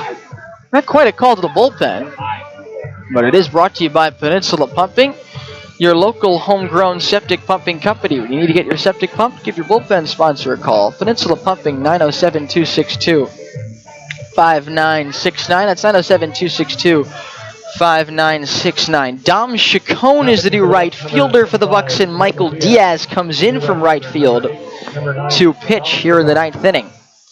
Another position player, Reed Brock. One position player was excellent. 3 innings, just 1 hit, 2 runs. They were earned. 4 walks, no strikeouts, 1 hit by pitch, but he really did a terrific job. And be a big part of this Bucs win if Michael Diaz can hold the lead here. Diaz hasn't pitched this season. Leading off for the Oilers, number 22. Let's see if the Oilers can stage a comeback. They're down 13-7 entering the bottom of the ninth. Dalton Bowling will bat against Diaz. For bookkeeping purposes, I'll tell you where everyone is at in the order now. As the pitch to Bowling is hammered left field, and I lost track of it.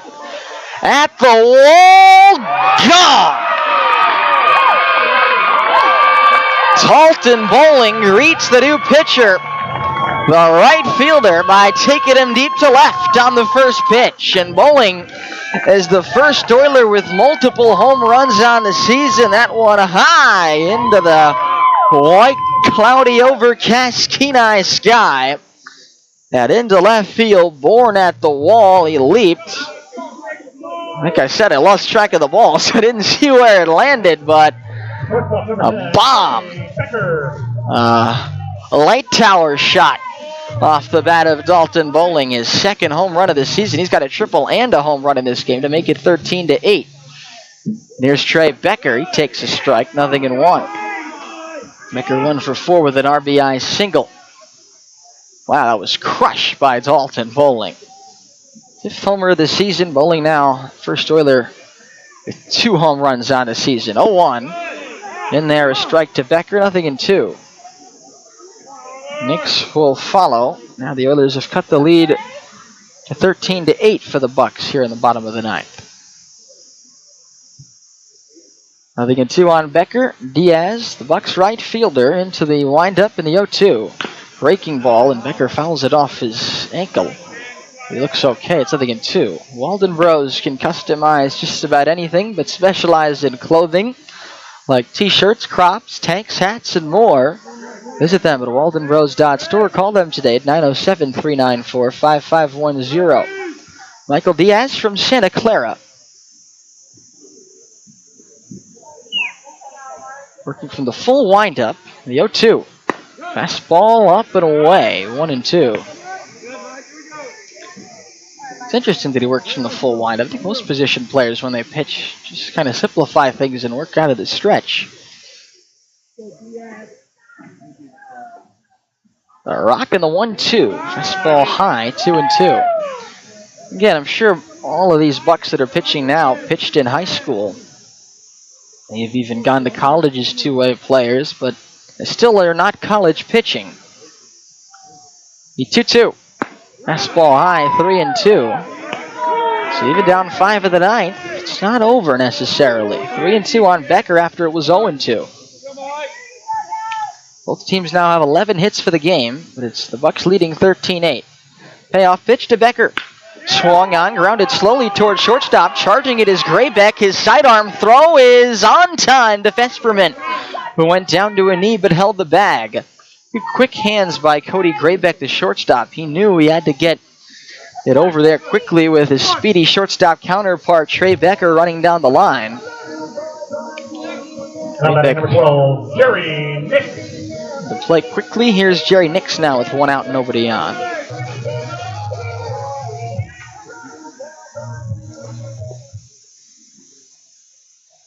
Bucs lead 13-8. 1 out, nobody on in the 9th.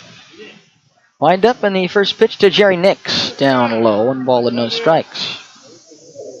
Oilers completing their 5th trip around the batting order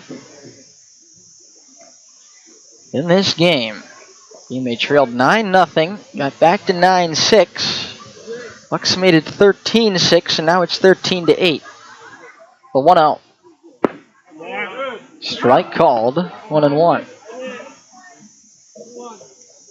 Game approaching the 3.5 hour mark.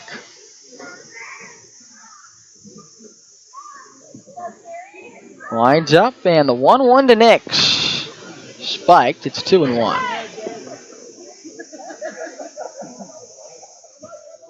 The direction things are heading, it still looks like the Oilers would visit the Glacier Pilots in the first round of the Top of the World playoffs at Mulcahy Stadium. But that is by no means set in stone. 2-1. Line toward right center. That's down for a hit. Could be extra bases. Nix will stop it first, and wisely so. Chacon gets up with it quickly. Oilers have already made 2 outs on the bases in this game. That would not be a good time for a third, down by 5 of the 9th. Well, Nix is 2 for 3 in this game. He only entered it in the 5th. James Shimashita will be the batter. Shimashita without a hit in this game, something that's not common. Comes into this game hitting .333. He takes a strike on the outside corner here, 0-1. Shimashita has scored twice. He's walked in, reached on an error. He's 0 for 4. Now facing the position player Diaz. The 0-1, take it inside, 1 ball and 1 strike. Good to have a guy like Shimashita up here, though. It's the position player. You know Shimashita's not going to help out Diaz. Diaz can't throw strikes. Shimashita knows it's just his job here to keep the line moving. 1-1. Fastball way upstairs, not close, and it's 2-1. No one warming up in the Bucs bullpen. Diaz had a 6-run cushion. Bowling cut that to 5 with his leadoff home run. There's 1 out in the 9th. 2-1 is popped up behind home plate. Smith back for a look. That's all. It bounces off the bleachers 2-2. Alden Rose can still customize just about anything but specialize in clothing like t-shirts, crops, tanks, hats, and more. Visit them at waldenrose.store. Call them at 907-394-5510. 2-2 to Shimashita. Look over at first. Now the pitch. Swung on, flied toward left, over toward the corner. Bourne, he makes the catch. And there are 2 outs. Last chance for the Oilers, and it'll be Graydon West. Now batting number 27, Graydon West is 0 for 2 with 2 strikeouts, but he's walked twice and been hit by a pitch. But he scored a run in the 8th. 13-8, Bucs lead. 2 outs and a runner at first.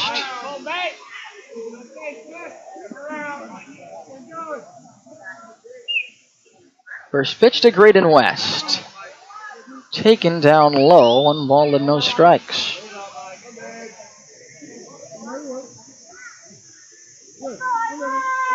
Nix a very small lead at first. He's not going anywhere, but he is being held on by Fesperman in order to keep the force on at second. 1-0 is hammered into left field, a base hit. Nix will stop at second as the ball gets away from the left fielder. Bourne, he completely bobbled it. Nix goes to third now, and West goes to second. That'll be a single in knee 7.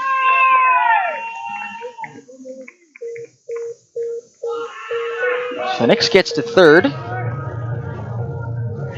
Single for Graydon West. He's been on base 4 times in the game. Now batting second baseman number 1, Shun Sakino will hit. Sakino is 2 for 3. A walk and a sac fly. He scored a run. Trying to keep the Oilers alive. They trail 13-8. 2 men aboard, second and third, with 2 outs in the bottom of the ninth. They're now out hitting the Bucs 13-11 in the game. First pitch to Shun. Fastball at the top of the zone, strike 1. Noah Hennings is on deck. Chase Catafias is in the hole, and that's where the tying run is at the moment. The 0-1. Inside, 1-1. Nick's on third, West on second, 2 outs of the ninth. Oilers still down by 5, but they haven't given up in this game. They fought back. It's 13-8 at the moment. 1-1. High, and it's 2-1.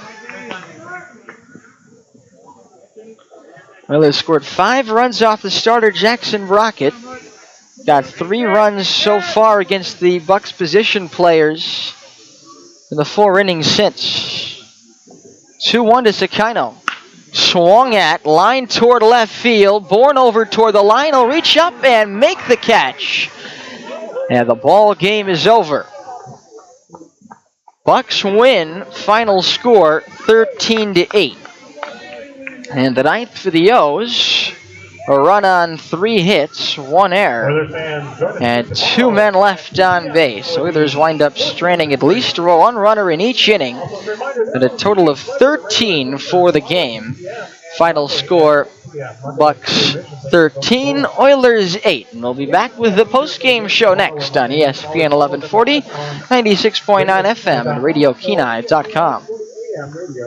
Well, we've all heard a lot about unplanned pregnancies in the last few weeks, and whatever your thoughts might be on this issue, there is a way to prevent worrying about it ever again.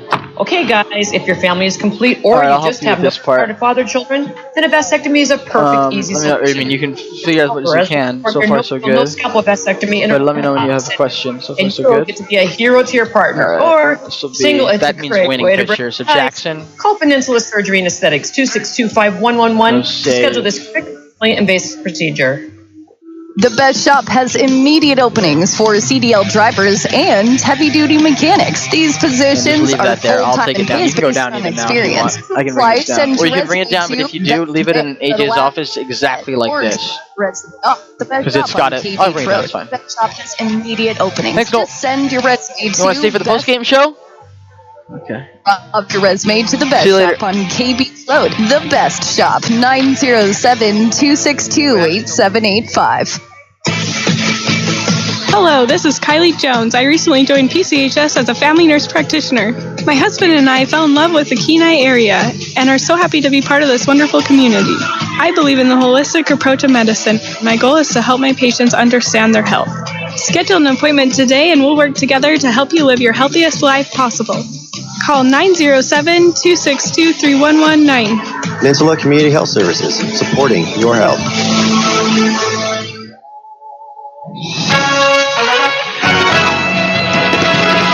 And now, it's time for the post-game show on ESPN 1140 and 96.9. Brought to you by Peninsula Community Health Services and The Best Shop. With game recaps and on-field interviews, let's return to the field on ESPN.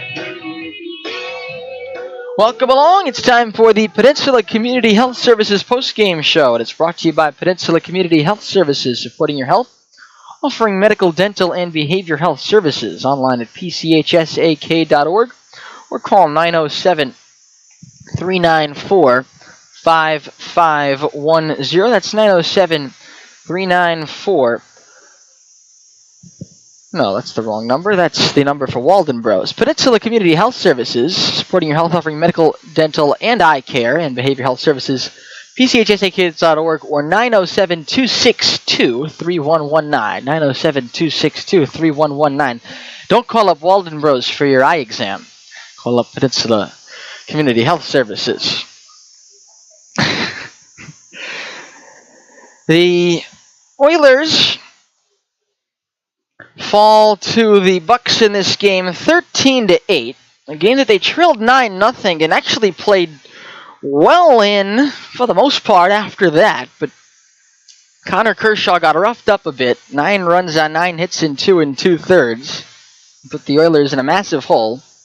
They scored themselves on a Chase Catafias sac fly in the bottom of the third to get on the board. 4 runs in the fifth.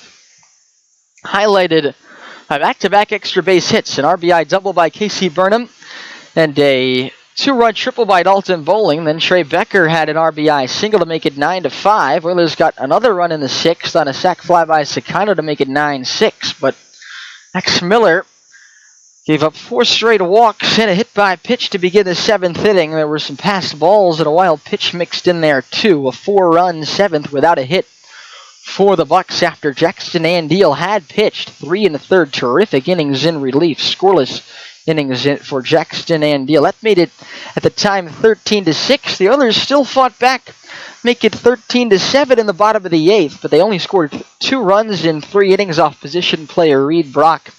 And then 1 run at the 9th off Michael Diaz, a towering home run by Dalton Bowling that I think serves as the Oilers' play of the game. Bowling crushed one into the overcast sky, and it